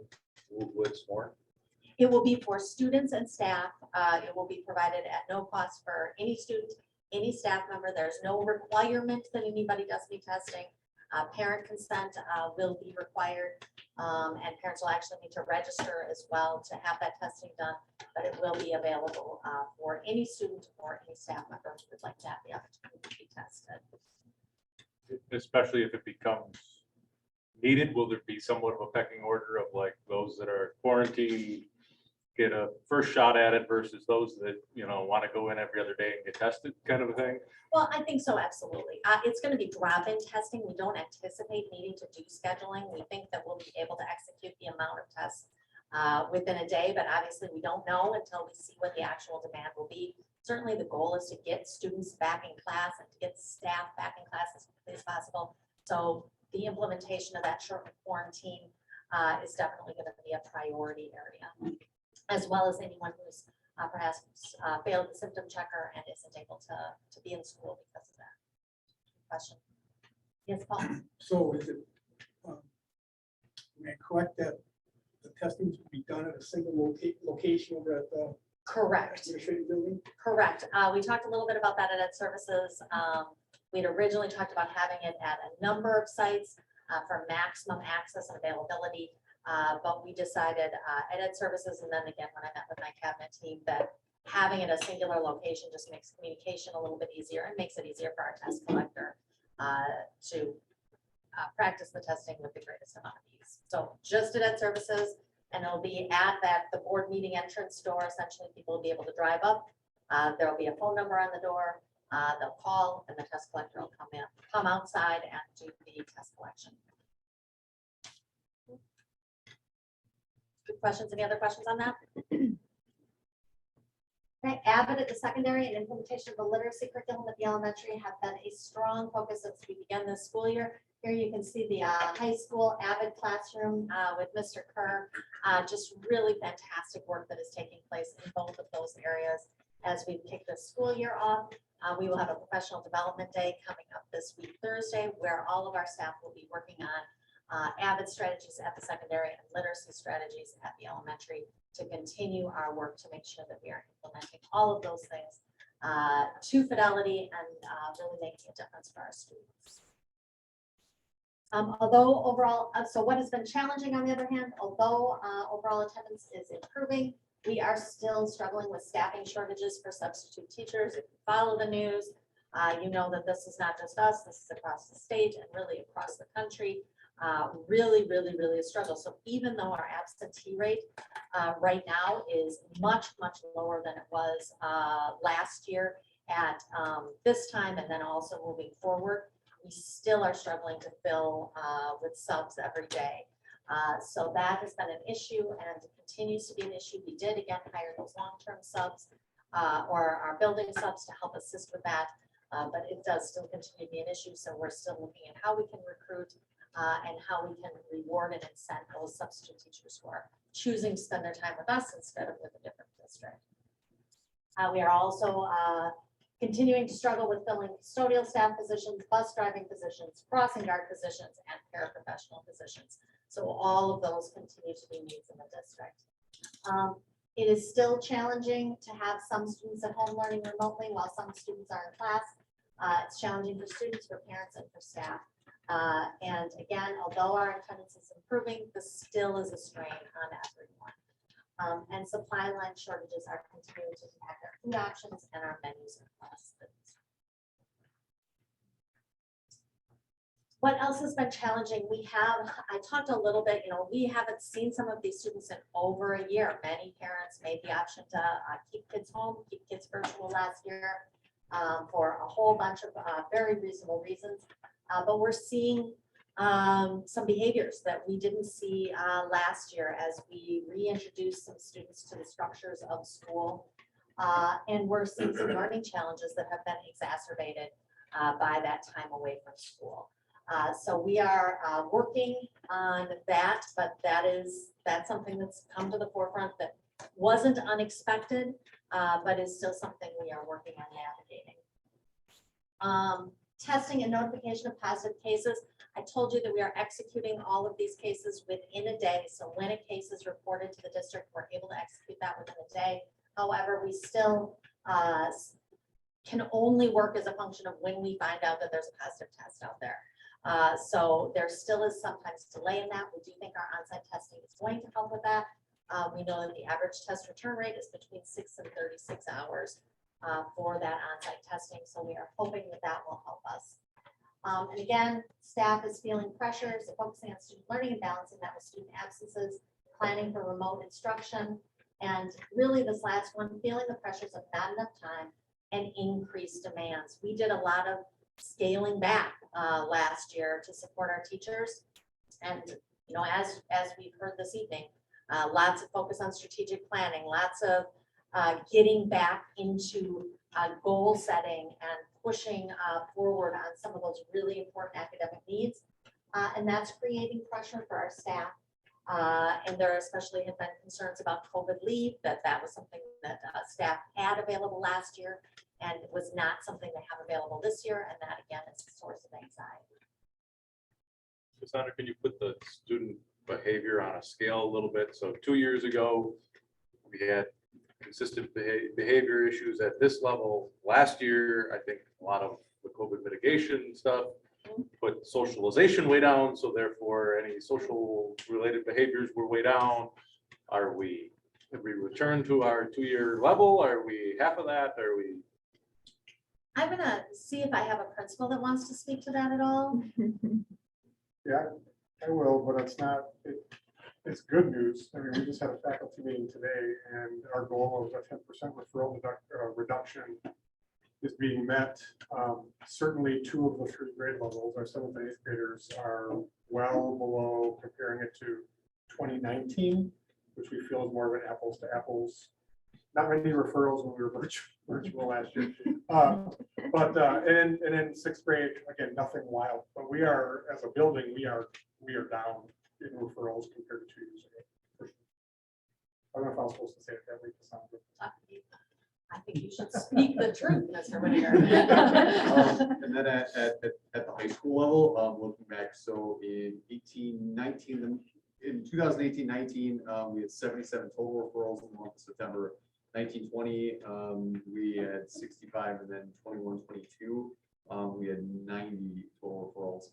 So we, we've seen a slight uptick, I would say. I mean, anecdotally, I think some of the feedback as well is just some of the executive functioning skills just need some support, especially with our freshmen and sophomores. I will say that we, that is not super specific to Watertown, in the sense that I just some different like collaborative groups that I've been a part of, around the area. I know a lot of schools are anecdotally, kind of struggling with the younger students as they acclimate and transition from, especially like middle school to high school. Some of those skills to get them back on track. So I know it's not germane just to Watertown, but it's something that high schools in general are working through. A little bit to elementary, I'd say, thinking about our kindergarten through 2nd graders, that have not had a normal year of school before. That's been a really good challenge to like introduce them to what a normal year of school can look like. So balancing some of those challenges as well.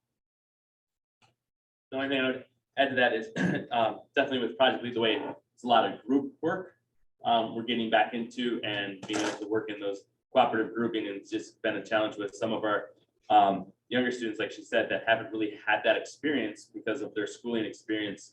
And some of our older students in the elementary level getting back into that after such a time off. One of the things that's really helped us when talking to staff is those responsive classroom morning meetings. If there's a specific skill or a specific area that they're seeing a concern, they can kind of have a conversation with the students in the morning during those community, those morning meetings to help work through those. I would echo those same things, and I think especially the younger ones, like 4K and kindergarten, who maybe haven't had the same outside of home experiences they may have had in other years, like daycare, playing anywhere besides home, and learning how to share, and some things that maybe in other years they've had a little bit more experience with. We're seeing a little more teaching and practice needed.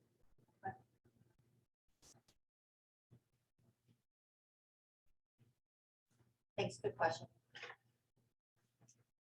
How are we responding? I've spoken to some of these things already.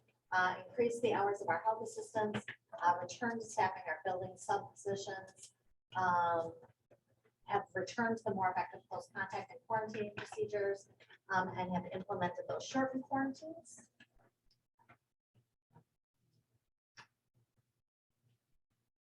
And again, we're going to start that on-site testing. We worked with the HR committee to add COVID leave to help support the staff that need to be out due to circumstances beyond their control. And that is a resolution this evening. And while we do plan to offer face-to-face, we are prepared for a transition should we need to make one. We have not needed to make a transition at this point, even at an individual classroom level. So we continue to be hopeful that we will be able to continue with that as we move forward. And as hopefully, again, we see our cases stabilize and go down. You are aware, you can check our COVID-19 data. It's updated every Wednesday and Friday. Again, if you look on there, you'll see the very clear trend that we were moving up pretty dramatically. And now we're seeing those numbers come down the opposite. And again, if you look at that DHS website, you will see the same information about our community specifically and the state as a whole.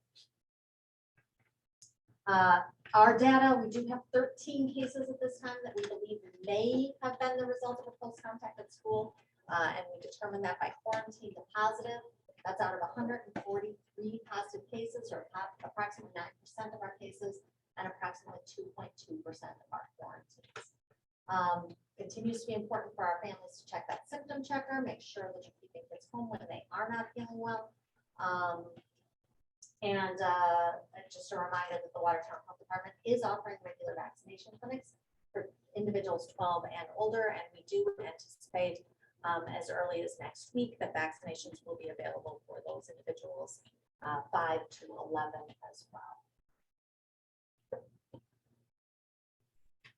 Safety plan updates, determining close contact and quarantine practices. We made some updates there. We updated the symptom checker just to reflect that if your symptoms are improving and it's clear you do not have COVID, you can come back to school. Shortened quarantine, we made the change. We had said that you would not be eligible for a shortened quarantine for household quarantines. The health department wasn't differentiating that. Therefore, we didn't feel like we wanted to have a stricter policy than what the health department had. So we did make that modification. And again, that COVID testing information is in there as well. And that is, don't close out of there, Tyler, because that'll be my next one too. But that's my safety plan presentation. Any thoughts, comments, questions? Board members?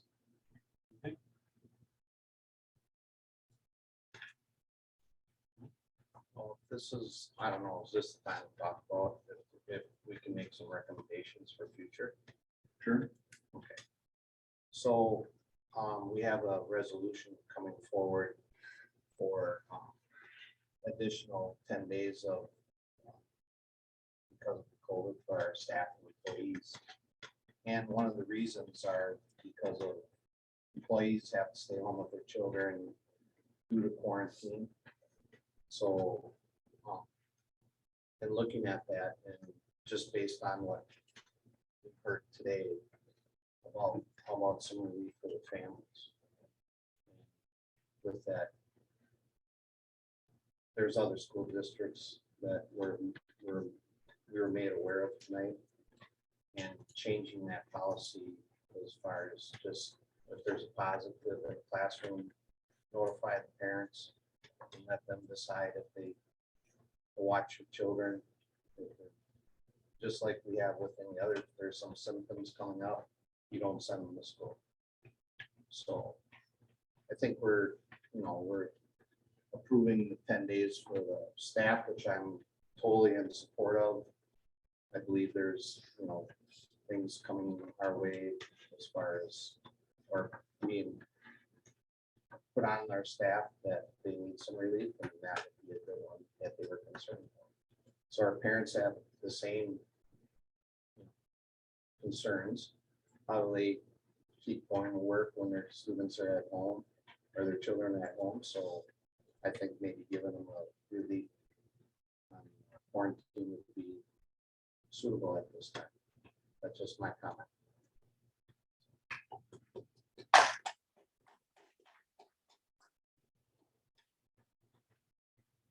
Steve? Thank you for opening the door, Doug. Personal observation. I got a call from my daughter who lives in another district, and her youngest son was a close contact. Her and her husband both work. They are unable to take care. So we had to travel 25 miles, pick up this child, and we kept the child for 2 days until the weekend, and then the next day or the next week he was able to attend school. So, there are ways that parents can get around it. Fortunately, I have a daughter that lives fairly close. A lot of people don't. And I think this, while we give deference to our staff, we give no deference to our community and our parents. So I would be full in favor of allowing the parents to make that determination and go away with the quarantine.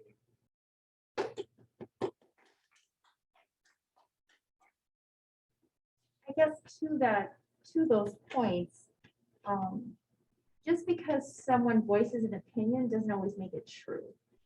And so, whereas people have voiced that we should be like this community or that community, you know, I guess I take a look at, okay, have we verified factual information? Have we, what's credible information? And just simply looking at one piece of information does not give us, you know, the whole picture and how everything looks and impacts and everything like that. The other thing that I guess I would put out there is just remind us as far as when there was discussion and communication, the incredible liability that we would be opening the district up to by not following those guidelines and things like that. And it has not been recommended to do that, the way I understand it from our attorney. Whom we take, you know, they check out all the credible information and, you know, and who we rely on versus opinions. You know, just how we feel about it, how we want it to be, isn't necessarily the right thing to do. Mr. Chairman? Yes. I'd like to respond to that. As was just stated, opinions, personal opinions, I didn't hear any fact-based come out in your speech here. I would just like to say that we as a school district have responsibility to our families and to their children to have education on an uninterrupted basis. We had a whole year where they're behind. We talk about the fallback that our children have taken over the last year. And this quarantining is just exacerbating the problem. We have a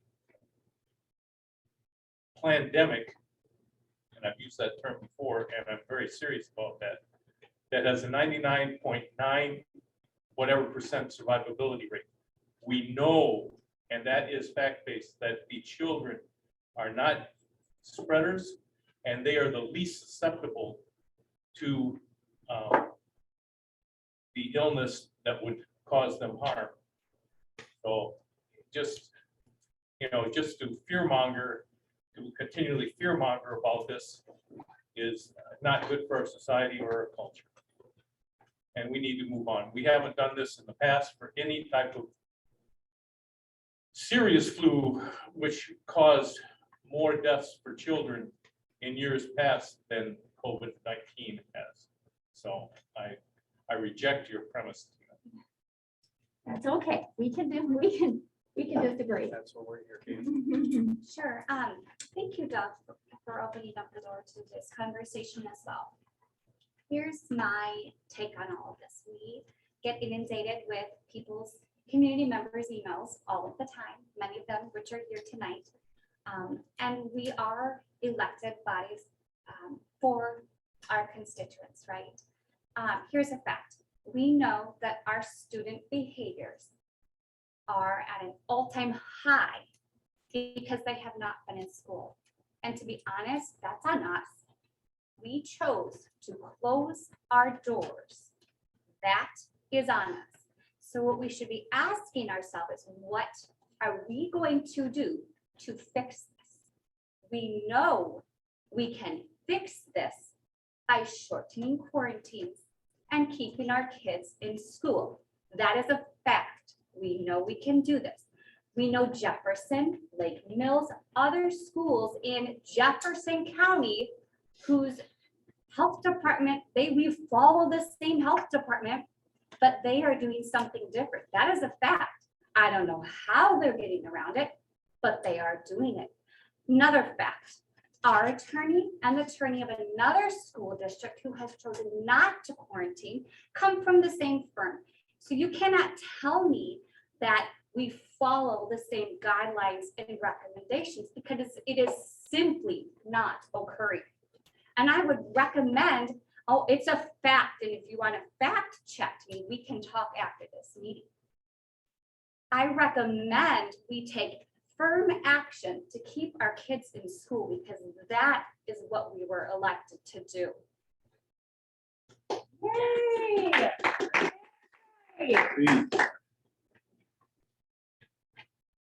I know, we could debate this all night, we know that. Oh, I'm sorry. No, go ahead. Go ahead. You know, there's gonna be different, like I said, different opinions and things like that. My children were at home last year and did exceedingly well. Their grades didn't dip. They haven't had behavior problems, things like that. You know, we're talking about constituents and things like that. I mean, we can point to, you know, all kinds of different things. You know, there's a small group here today. You know, when we did an election in April, I had the most votes. So does that mean that I represent the majority of the constituents? You know, I mean, we can go back and forth and things like that.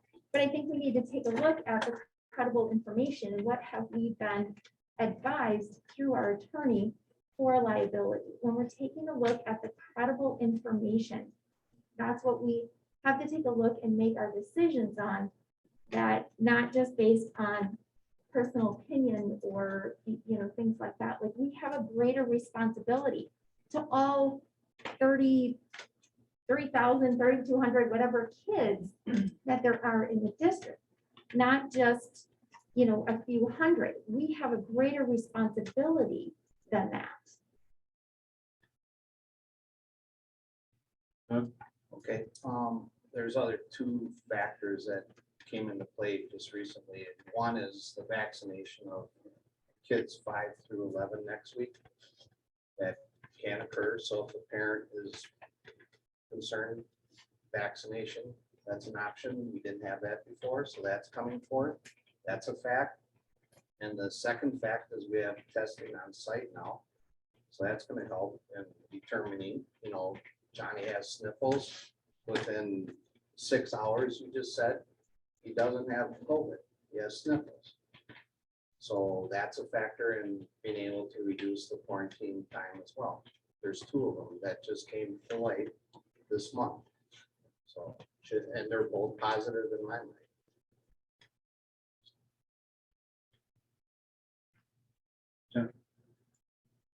I'm very open to engaging in the conversation of quarantine and what makes the most sense. For me, based on what I've been hearing, I think that we would help our parents and our community to clearly define.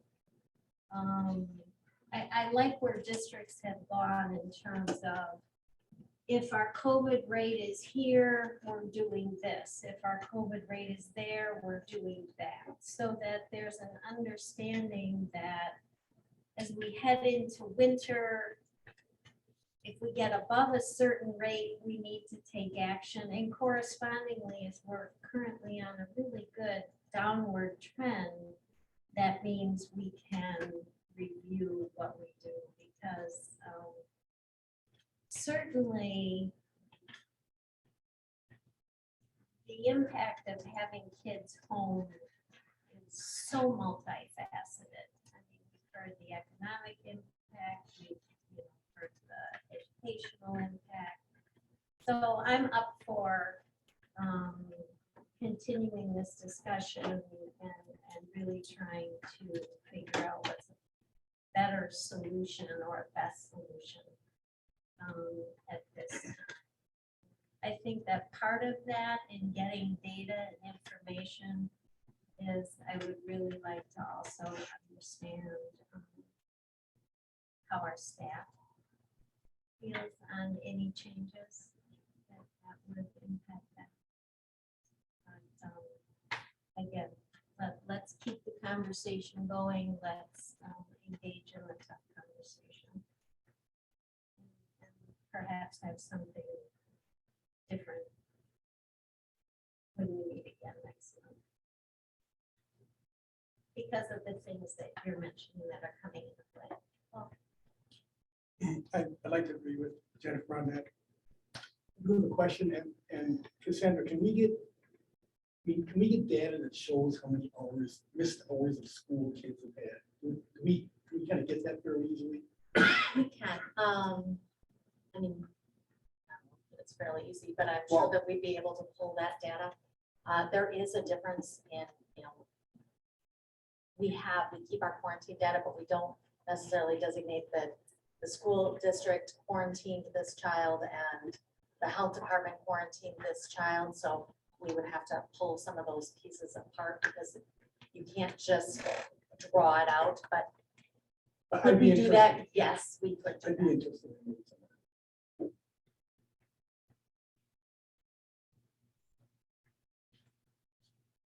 of Other, Dave, please. I too very much like this conversation, would like it to continue. I would love to make everybody happy. And there's one thing I've learned that isn't gonna happen on this. So I just like to put a little perspective around it. I don't know where I specifically stand, but there's a lot of talk about the 14-day quarantine, but we've done a lot to mitigate to making it a 7-day quarantine.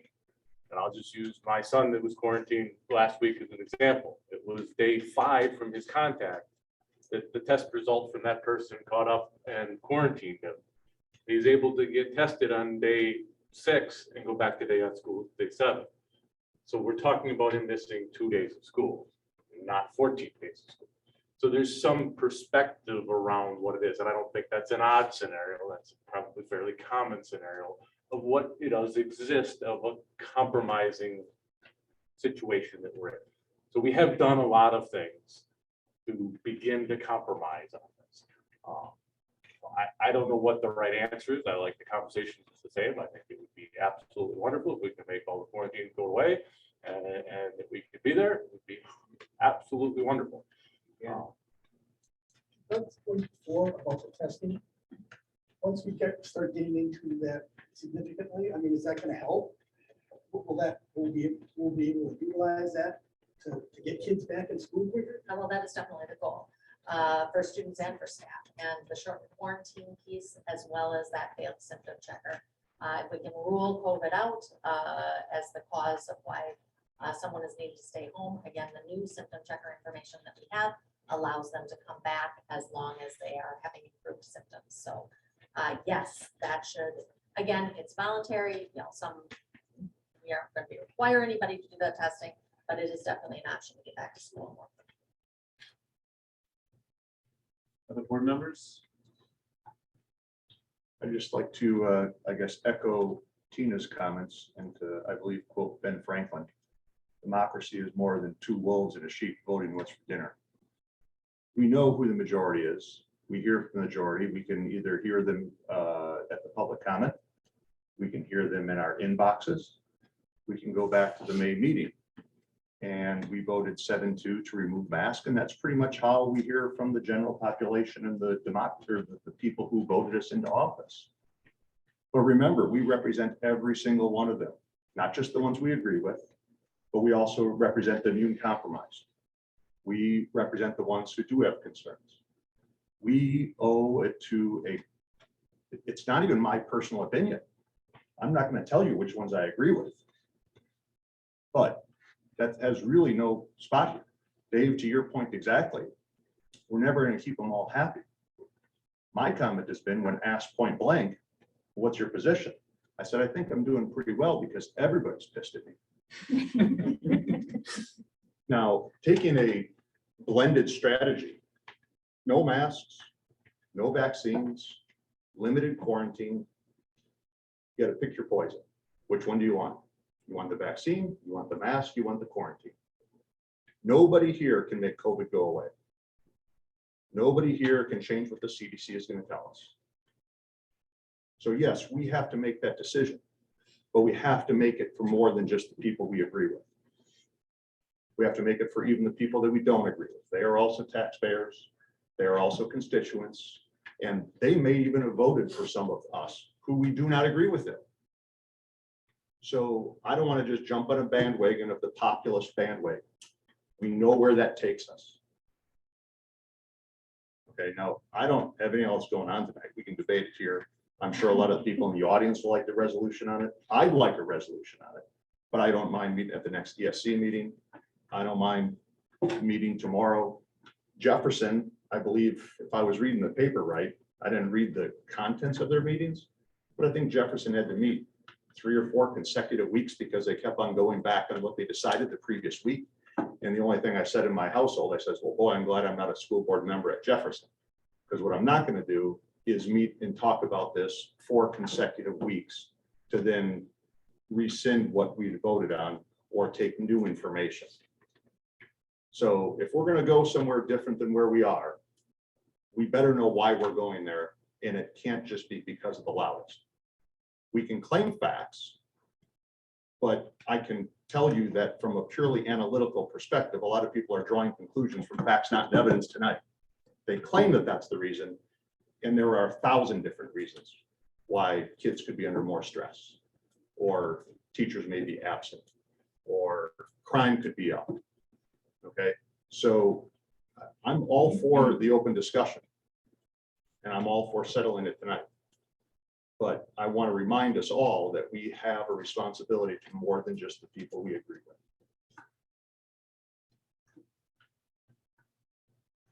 Thank you. Other comments? So speaking for myself, I do think that there's a point at which the quarantines are not necessary. And I hope, it's just hope, that we are past the peak of this fall. Past it. With that in mind, I am trying really hard to learn from the last 3 times we made decisions in this topic hearing, in which it came forward in a very abrupt manner with essentially no warning to anybody. And of all the criticism we received for those decisions, the one that has struck home with me the most is our lack of process and transparency and making people understand that there was something important to them that was going to come up for a vote. So I don't want to repeat that. As much as it may be tempting this evening to try and take an action, I would not be in favor of it just for that reason alone. Very open. I think there's an endpoint. I think we're well on, frankly, well on our path to that endpoint. There or not, it's for the board to decide. I think we're on that trajectory. But I, for one, will not be prepared to take action this evening for the sole reason of got to make everybody who might be concerned, we know this is the one thing that everybody's concerned about at this point. Let them know what's up for discussion. What's for discussion. 100% agree. 100% agree. Is it possible, normally this is discussed at the ESC meetings, at least major changes, recommendations to the safety plan. Is a committee of the whole appropriate on November 9th at the ESC meeting? Is that possible, Mr. President? Or if we want to resolve this or have a dedicated time to spend on it with public comment, looking for an opportunity. I tend to agree the ESC meetings, although productive, they don't allow for public comment. They're usually in the mornings. I don't want to necessarily supplant what we should be talking about at ESC, which is actually the education of the kids, but we end up spending about half the time on the safety plan. I'm looking for suggestions on when we could do this and go ahead and make the sausage. I'm not sure. The board is interested in taking action on this prior to our next monthly meeting. It is the board's purview to schedule a special meeting. Before it will be noticed, I would encourage you to get a time and location that would allow for maximum participation, which, as you said, Tuesday morning at 7:30. Isn't it? In that, do we have to have a resolution already drafted to vote upon in order to debate it, or can we draft the resolution during that meeting, or do we My That meeting is the suggestion- purpose to draft the resolution that will then be voted on at the next board meeting. Well, my suggestion would be that if you want to take action at that meeting, you have a clearly outlined proposal. It may not necessarily be the final wording. If we intend, somebody's gonna make a motion to remove close contact quarantining, and let's put that on as a topic so everybody knows what the potential vote is. I got here with somebody saying let's make it 28 days. So pretty much no motion's gonna be. We can amend it all we like at said meeting, but I think it'd be fair and appropriate to the community. It's for them to have a clear sense from the meeting notice as to what action is proposed. Cassandra, if we were to remove it, what is the health department's response to that today? Will they then pick it up again? Or, That is what they have communicated to me. You know, again, I do think Doug raises good points that we have some changes that are forthcoming in terms of vaccination of younger individuals. I would reach back out to the health department to see what there's, I mean, I can do some of these things before our special board meeting. I can reach back out to our council. I can reach back out to the health department and see if they have changed their stance. But certainly the last time that we reached out, they said that they would assume those quarantine responsibilities. And again, they have stated that they feel that that is their state statutory obligation under isolation and quarantine, and that they would assume that again. But yeah, I can pose the question absolutely again, 100%. how are other districts, other entities, whatever, dealing with the difference between a school close contact in which Tina and I are now 5.5 feet apart, not 6, versus versus siblings that are sharing a bed right next to each other? Most health departments, and again, that's a very broad term. My understanding of what most health departments are continuing to do is to issue those quarantines for households, siblings, and again, those then translate to us and we implement those.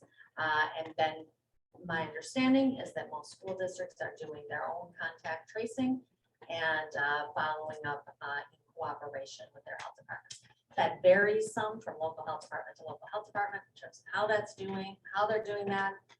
You know, there was some conversation about Jefferson County. I know that in Jefferson County, they're reporting all close contacts to the county, and what action the county is taking on that is data tracking.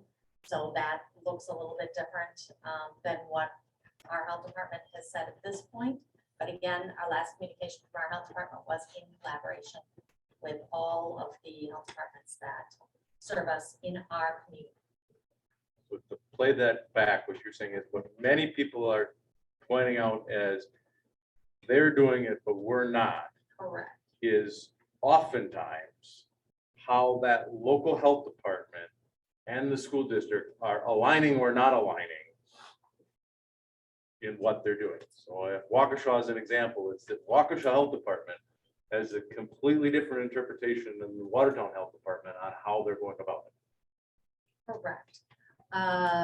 And again, you know, just to go back to our attorneys, I can't say, you know, what any individual district is doing in terms of their specific legal counsel. I can only speak to what our legal counsel is doing and how that aligns with those interpretations of state statute. Again, the scenario is a little bit different than it was even at the beginning of this year, and perhaps there's a different interpretation of that, so I can certainly reach out again and see if there is.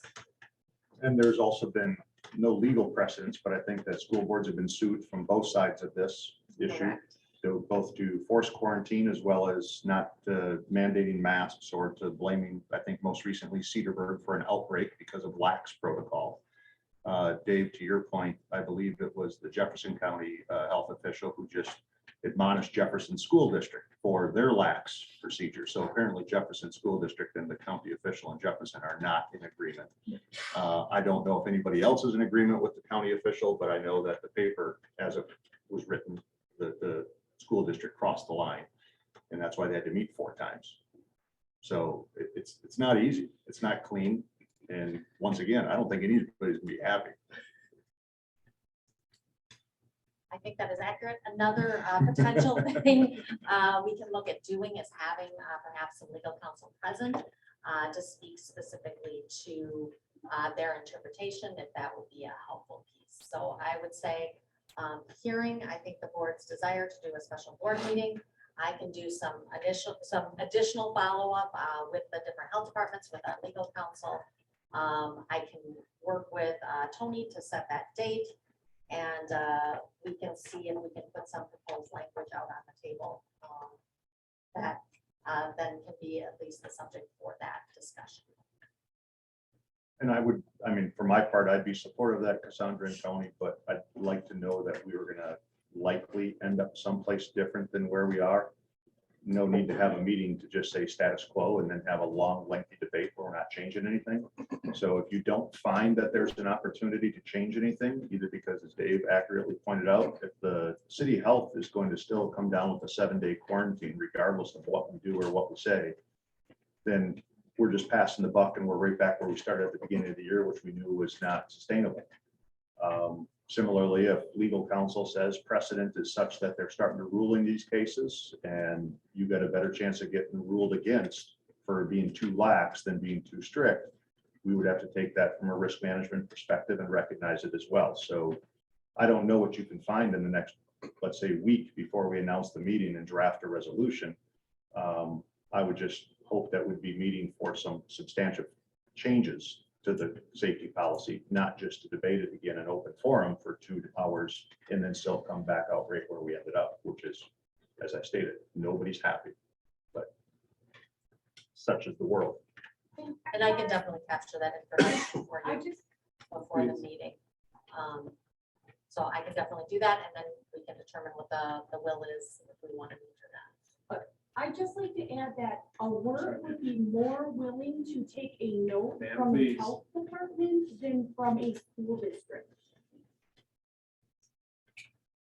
So is it your interest to have a special meeting?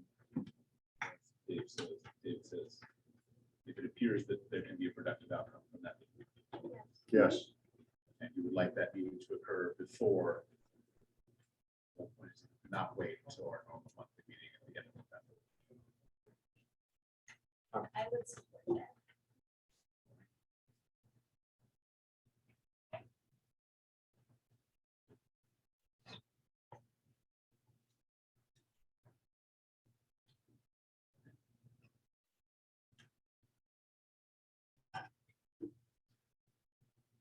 Anything else on this subject?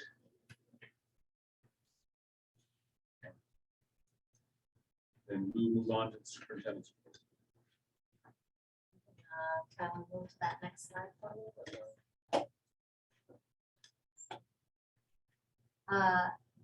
The first slide on there is Happy School Board Appreciation Week. We do appreciate very much. Everybody's happy. While not everyone is happy, the work you do, I think it really truly is difficult and is appreciated by the staff, by the community. And I think there is a general understanding that these decisions are hard, and you know, you do the very best you can to make the very best decision that you can. So I certainly think our administrative team, our staff feels and knows that, and you truly are appreciated. And as such, you have a small token of our appreciation this evening as well. We did also post recognition in the newspaper, if you had an opportunity to see that, in alignment with several other area school districts. And we also recognize you on Facebook, and hopefully you got out there and saw a lot of positive comments about your leadership and your willingness to lead through difficult times. So please know you are appreciated. And I think, again, the work you do is hard, and we understand that You are not in it for the money. This is hard work, service to your community, and that's why you're all here. So we thank you. Super exciting news. Watertown High School is the new Electrothon Midwest record holder. And here you can see our teams. Jesse Domer led this team. He does an amazing job with Skills USA and has really just done amazing work with these kids and making sure they get the recognition that they deserve for the hard work that they have put in, which is countless evening hours building their vehicles and then bringing them to competition. So fantastic work to them. And huge kudos to Webster and Schurz. So first of all of our elementary schools, all of them, we believe are among the best elementary schools in Wisconsin. It just so happens that 2 of them were recognized for that U.S. News and World Report, and that was Webster and Schurz schools. So this is the first year that U.S. News and World Report has recognized elementary schools. So we are very glad to have those 2 make that list this year. I talked about it already, the legendary fall concert. It was fantastic to see and looking forward to many more events as we continue the school year. And in case you have forgotten, we are hiring. We are hiring bus drivers. We have actually put out a call to some of our coaches to get their CDL so they can assist us with some of this driving. Please, if you think you want to drive a bus, see Mr. Williamson. He's got a program for you to get reimbursed and drive those kids so that we don't have to release them quite so early from their school day to get to their events, which is where we're really getting crunched, is in those athletic events and after school activities, especially at the middle school. And I know everyone wants to drive a bus full of middle school students to their events. There is no better, more rewarding experience. Please consider that. And if you don't like that, be a substitute teacher, be a paraprofessional, be a cleaner for us. We will take you. We have a job for you. No experience needed. The bus drivers will get the McDonald's discount card. I don't know about the Hey, there you McDonald's go. discount card, but if that's what it takes to get you there, we will figure something out. We absolutely will. Every day. All right, and that is, I think, the end of my slides, so.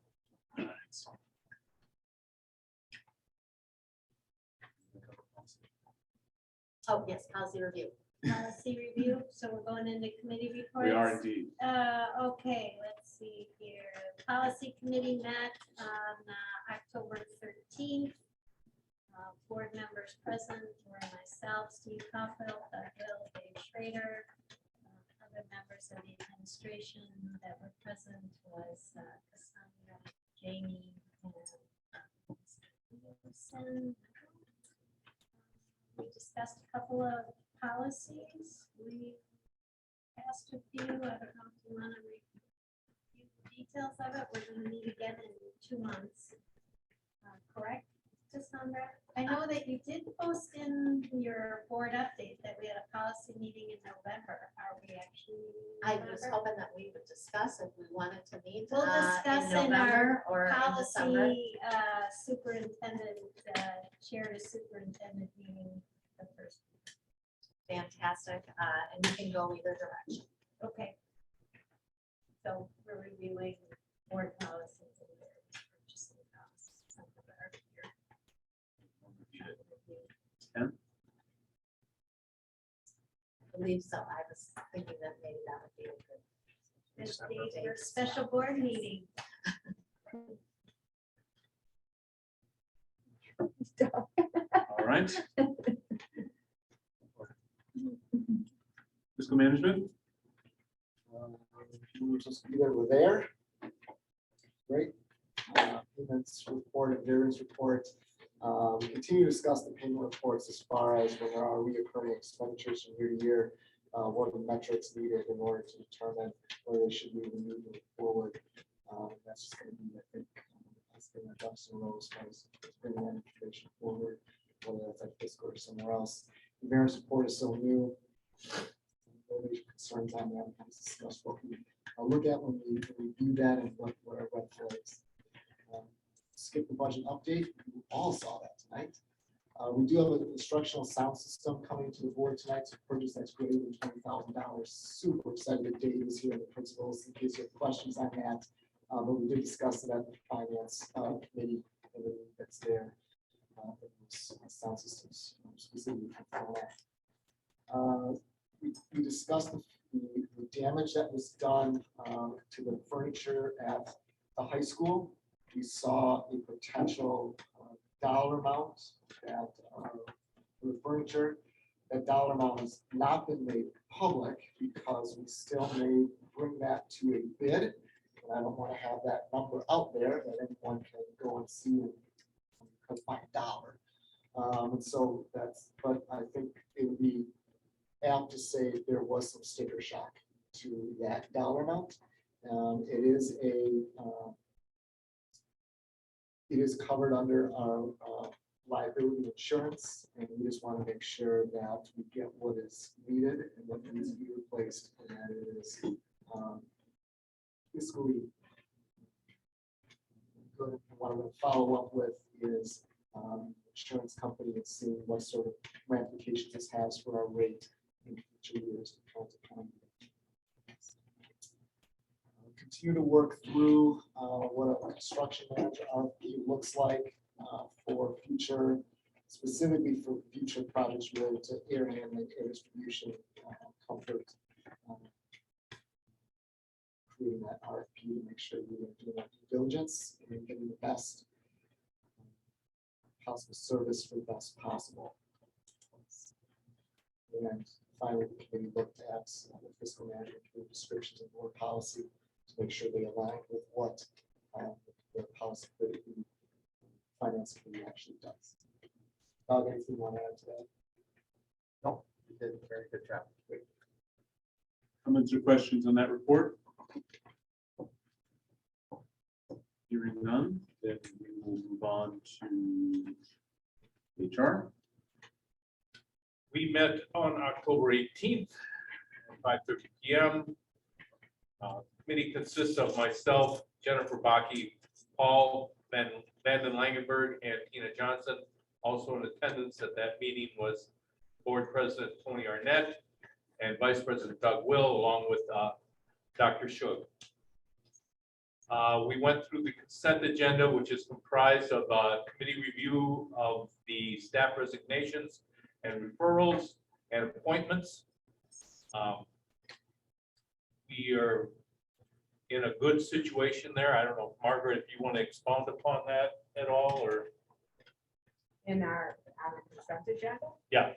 Other than echoing what Cassandra has already said about our need for hiring, which is very, very specifically to highlight one area, our paraprofessional ranks could really, really use some good, solid substitute candidates, which are excellent positions for parents that are taking care of their kids at home. Perfect hours and duties and great environments to work in and be part of an organization that's really making a direct impact on the community in a great way.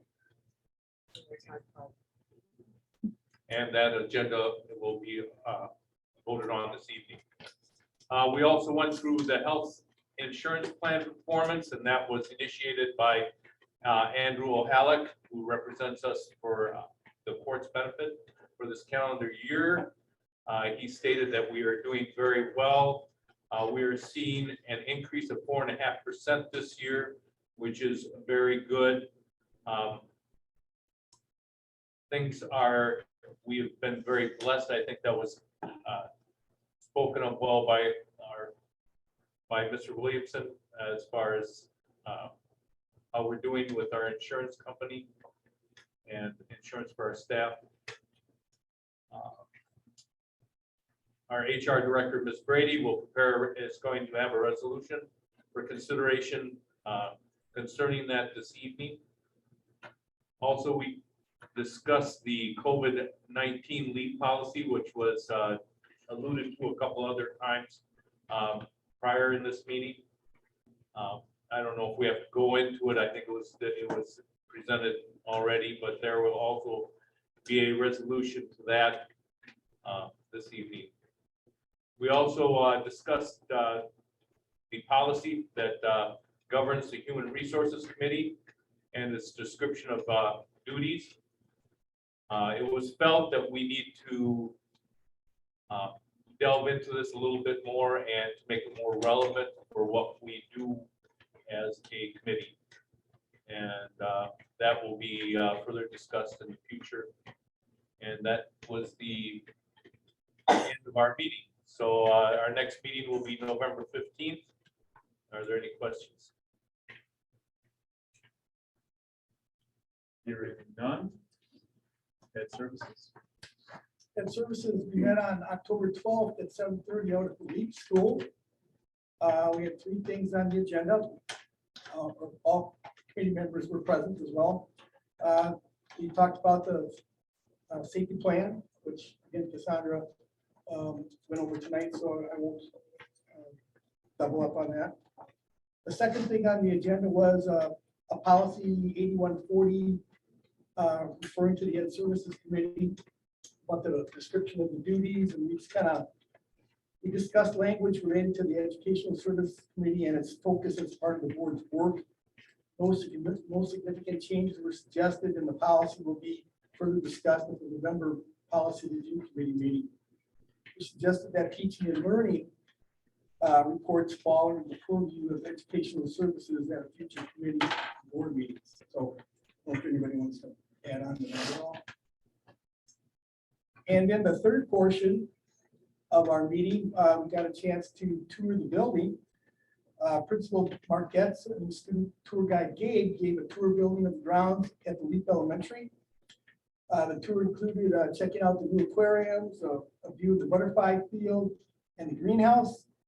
Mr. Getz took time to acknowledge the many donors and contributors that have supported the school in its efforts to build its focus on environmental and agricultural education.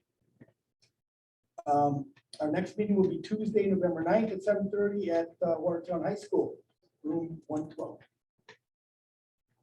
You want to add, Dave? Comments or questions on that report? All right, teaching and learning. Ms. Borst, you covering that? Thank you. I know you also got a copy of this in your weekly update with Dr. Shub. It's just a recap of some of the professional development we have coming up this week. It's a big week in the district because Thursday is a day for professional development. You can see overall the focus from 4K all the way through 12. 12th grade is on literacy and AVID. Specifically at the elementary level, we'll be working on writing competences. And then we'll be doing some more in-depth Lexia training. If you remember, Lexia was one of the online platforms that we moved forward with using some of our ESSER dollars. We did use that during the last school year, and we'll continue to do that moving forward for the next 3 years. So our teachers will be learning how to access the data in the program, look at student progress, see when they need to intervene, and when to celebrate the students who are progressing through that program. We'll also be doing some work with that Constant Canal curriculum materials. K2 will be doing shared reading, and 3-5 will be doing book clubs. As always, the board is welcome to join anyone during one of these events. You can see at the high school, working on the AVID strategies, specifically in critical reading, and at the elementary level and at the high school level, also time to apply those, apply any of the strategies in their classrooms. Continue PD with restorative practices, and then the threat assessment team members will be attending a threat assessment training through the Department of Education. You can see at the middle school, continue work with that literacy research study team that was mentioned earlier. They'll be doing some site visits to Stoughton and Mosquito. In addition, some of those folks from the middle school will be going to that DOJ threat assessment training as well. And then AVID PD taking place at this our elementary special ed staff will be doing a training on prevent, teach, reinforce, which is a process that we use for our functional behavioral assessments and behavior intervention plans. We had done the young learner portion of that with our 4K and childhood staff, and now we'll be doing that with kindergarten through 5th grade staff. Erin does have some staff attending from the middle and high school level. We're piloting at elementary level with hopes to move that into the middle school and high school in the near future. And then you can see at the high school and middle school level, they're still looking to find avid tutors. So again, a plug for some additional staff. I think I hear a theme here, looking for staff. And then Erin was excited to be able to share that they did find a DOJ coordinator, and that person will be starting on November 2nd. All right, questions or comments on that report? All right, thank you very much. So our next item is the consent agenda, resolution 9064. The consent agenda includes our board meeting minutes, committee summaries, personnel staffing, that's resignations, as well as hiring and retirements, the approval of bills, and the first and second reading of policies. We do have some of each of those this evening. Do I hear a motion on 9064? Second. Moved by Jennifer, seconded by Steve. Any comments or questions on the motion? Hearing none, roll call vote, please. David Schrader, Aye. David Smith, Yes. Paul Van Langenberg, Yes. Doug Will, Yes. Tony Arnett, Yes. Jennifer Bakke, Yes. Tina Johnson, Yes. Steve Koffel, Yes. Katie Major. Yes. And the motion carries. Next, we will move on to our other resolutions for this evening. First up is resolution 9065. This is the budget and tax levy, which I am going to go ahead and read out. Be it resolved, the Watertown Unified School District adopted budget for July 1st, 2021 through June 30th, 2022, submitted to the Board of Education's 25th day of October 2021, a copy of which is on file at the Educational Service Center. Be and is hereby approved and adopted.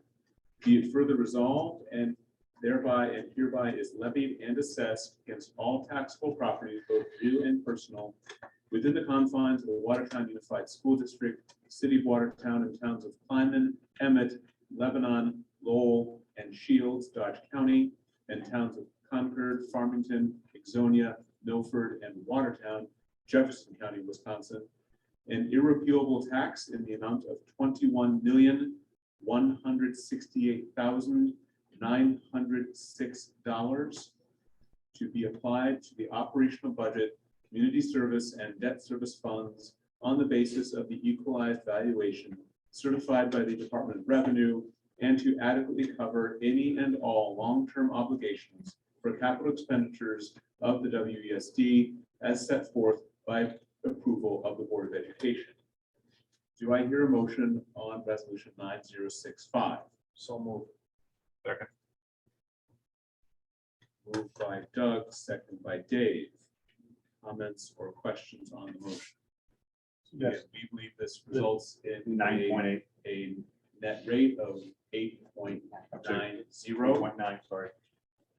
8.90 mils, which is 8 cents less than last year.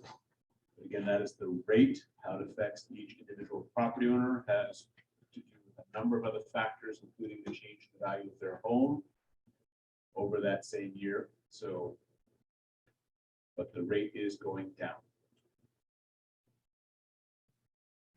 Any other comments or questions on the motion? I just want to put that in perspective, and I could be wrong here, if my math is right. So we're basically going down from 8.98 to 8.9, so that's about a 1% decrease in the rate. The amount that we're levying is going from 20,702,000 to 21,168. So that's about a 2% increase in the amount that we're levying. Property values, if I got it right, have gone from 2.304 billion to 2.377. So they have increased by about 3%. So the net effect here will likely still not result in the vast majority of taxpayers seeing a lower tax bill. But we are doing our part to help to do that. All right.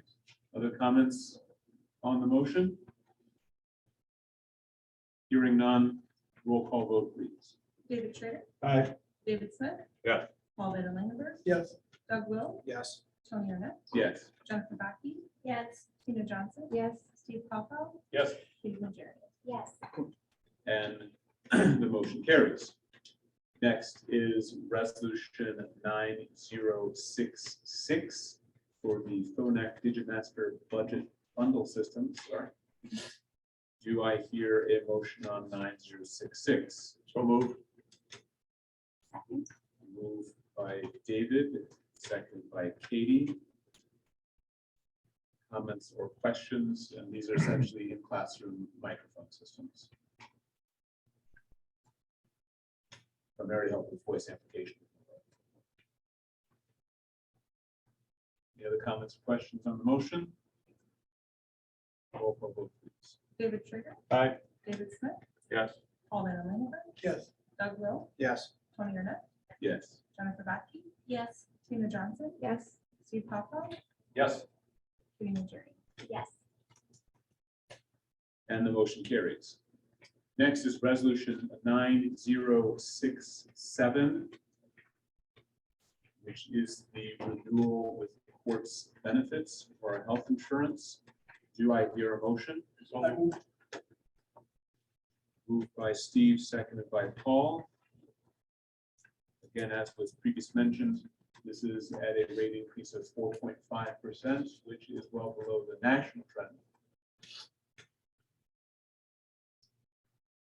Any other comments or questions on the motion? What was the contract maximum again? This is the maximum 4.5. So this is the negotiated, frankly, expected route.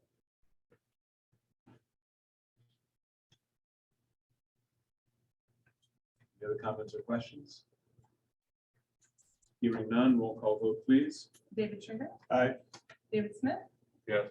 Paul Van Langenberg, Yes. Doug Will, Yes. Tony Arnett, Yes. Jennifer Bakke, Yes. Tina Johnson, Yes. Steve Papa, Yes. Katie Majority. Yes. And the motion carries. Our last action is resolution 9068, which is the updates to the employee leave. Do I hear a motion on 9068? So moved. I'll second. Moved by Jennifer, seconded by Paul. So this, as was referred to in the meeting summary for HR, does provide that COVID-related leave for staff. Comments or questions on the motion? Hearing none, roll call vote, please. David Schrader, Aye. David Smith, Yes. Paul Van Langenberg, Yes. Doug Will, Yes. Tony Arnett, Yes. Jennifer Bakke, Yes. Tina Johnson, Yes. Steve Papa, Yes. Katie Majority. Yes. And the motion carries. And that brings us to our last opportunity for public input. If there are members of the audience online or in person who would like to address the board, please raise your hand to be recognized at this time. And you can use the raise your hand feature online. I'm first going to check, is there anyone online? We have two so far. Cassie Sedenlist, All right, let's go ahead and recognize our first. And again, if you could please give your name and address and keep your remarks brief. Hi, my name is Cassie Siebenlist. I am at 104 North Main Street in Reeseville. I open enroll my students into the district. I just kind of wanted to address some of the things that were brought up throughout the rest of the meeting. So it's kind of random points, but quarantine is important to stop the spread. It is not used because there was a case in your child's classroom. I've gotten multiple emails for cases in my child's classroom. It is only used for close contacts, and children are able to spread this.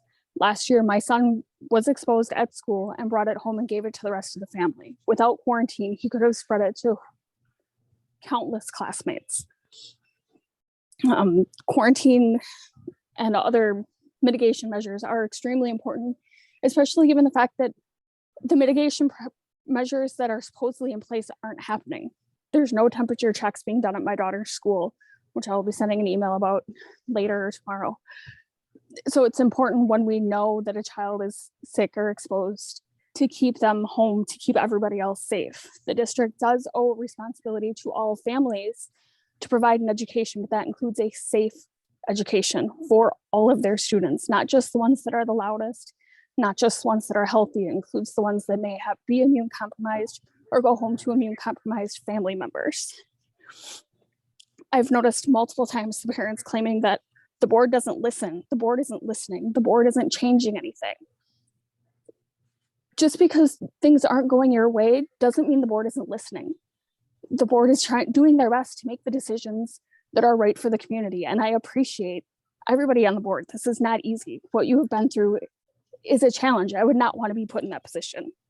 But it is important to follow the guidelines put out by the school district, the health department, the CDC, to keep everybody safe.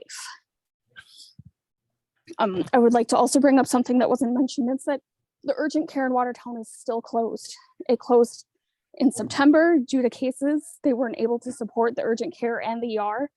And until something changes, I don't think anything should be rolled back that keeps our students safe until the community is safe and the community can seek the medical attention that they need if they're in a spot where they need it. Until all of these things happen, I don't think we should get rid of quarantine.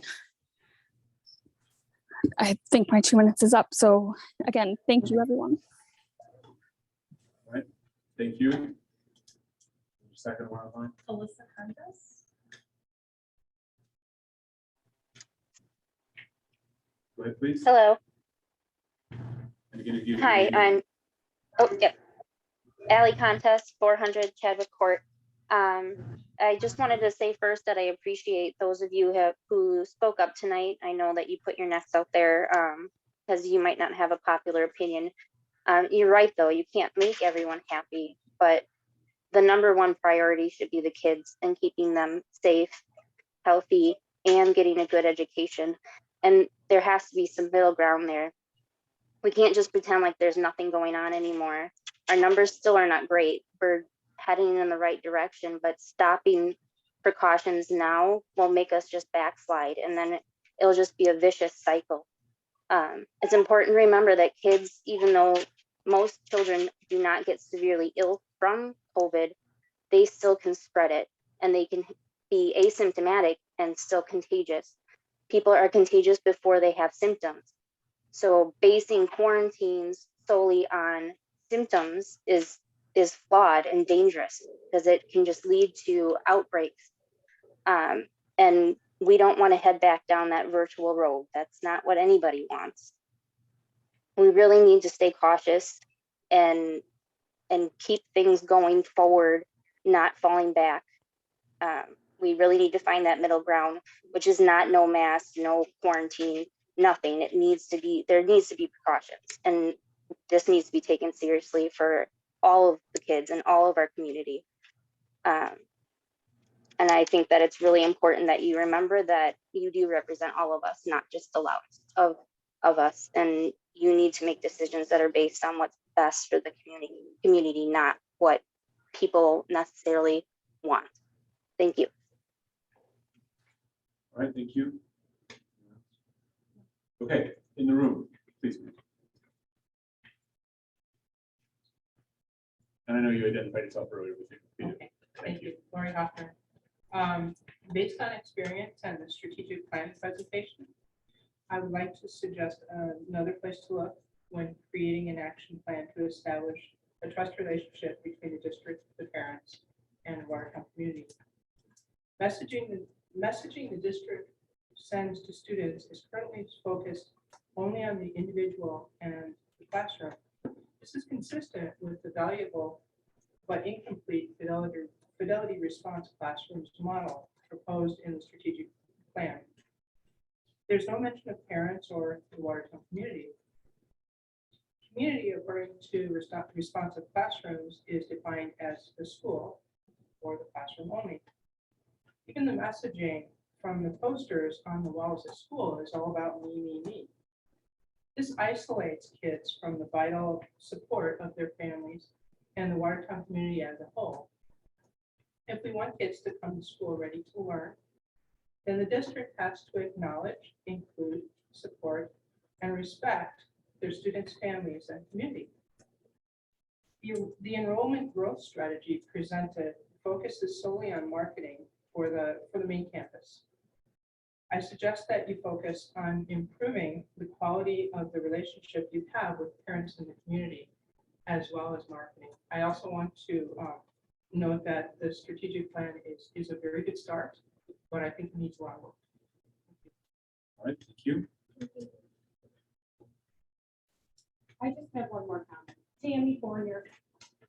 When you speak to your lawyers, I would like you to ask them if employers would be more willing to accept excuses for missing work from a health department than from a public school district. Because employees, parents like myself, have a much stronger leg to stand on when a health department tells us that our minor children need to stay home than when a school board decides to use certain policies that other school boards in the district are not using or in this state. But if we can say the Watertown Health Department has informed me my 7-year-old child cannot go to school for 7 days, they're more likely to keep me around for legal ramifications on their part for letting me go. All right, thank you. Please. Hi, I'm Lisa Tobel, W599 Front Road team.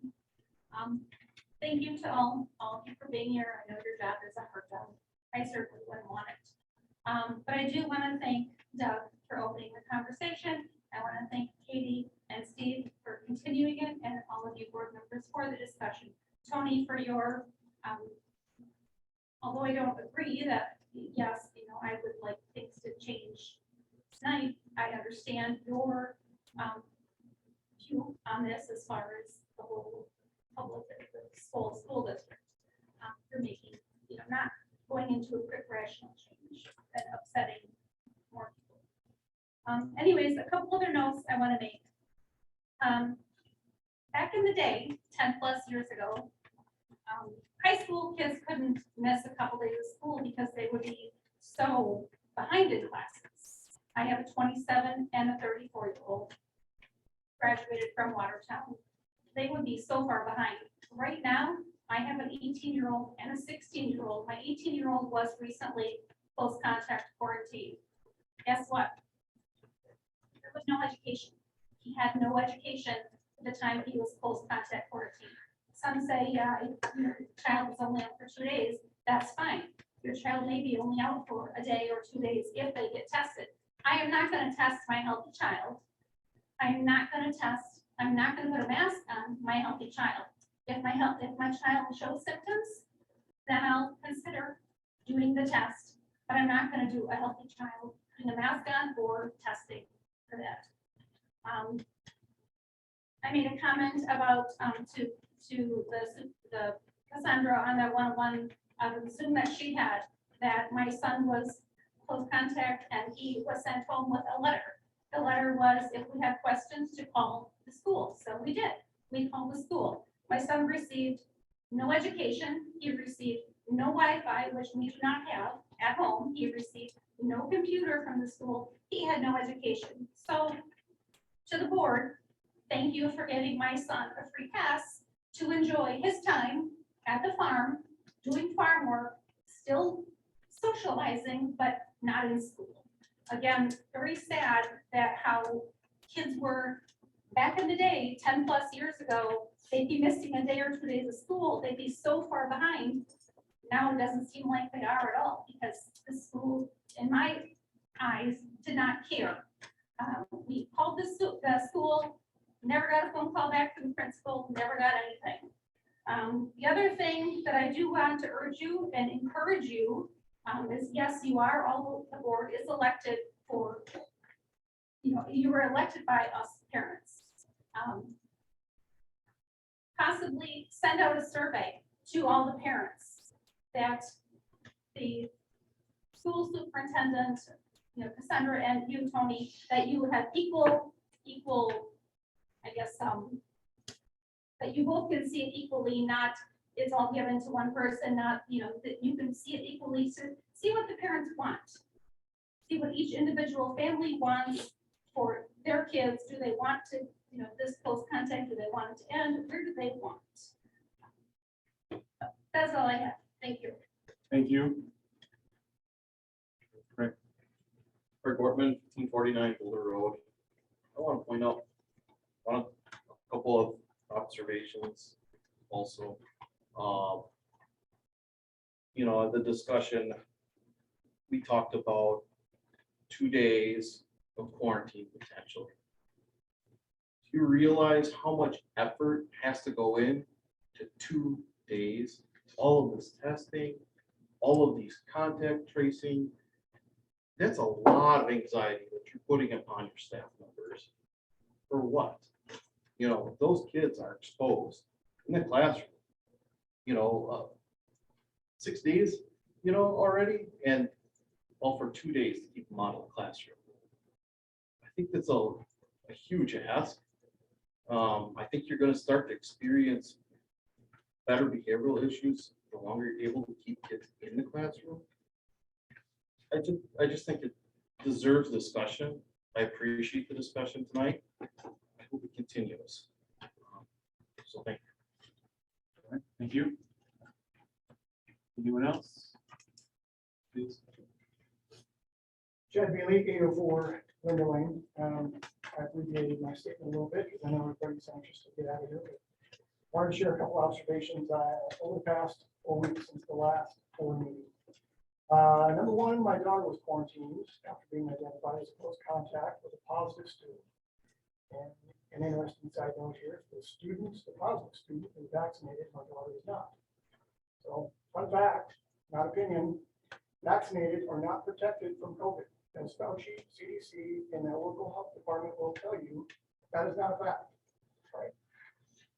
Her teachers attempted to be supportive of their needs, and I support them for that. To prevent her from falling behind while she was out of the classroom. But they were not fully aware of the level of commitment that the administration placed on them in prior board meetings. That became very clear very quickly. So either A, the teachers were unaware of the expectations, B, they misunderstood the expectation of the administration, or C, the level of expectation was never clearly expressed. I don't know what the answer is. All I know is it's still a problem. The intended role, one of my other main point here, after attending the Educational Services Committee meeting, the intended role of the board is to be the voice of the taxpaying public, especially where legal matters are concerned. The board has a responsibility to vet the legality of policy directly with legal counsel. Instead, what's happening in this case is that the board is asking the administration for assurance that everything is above board and legally sound, and you get the nod. How do you know that's really the case? Then on we go with the next agenda item. This is not an adequate level of oversight for direct involvement. As was referenced earlier in the meeting tonight, it is certainly the case, as Katie referred to, that somebody from our legal firm is advising other communities differently. So why is that? So I encourage you board members to please look into the legality yourself. Thank you. All right, thank you. Anyone else? All right. Then I'll entertain a motion to adjourn. Everybody speak up at once. Second by Tina, seconded by Doug. All those in favor signify by saying aye. Aye. Opposed? Stand adjourned.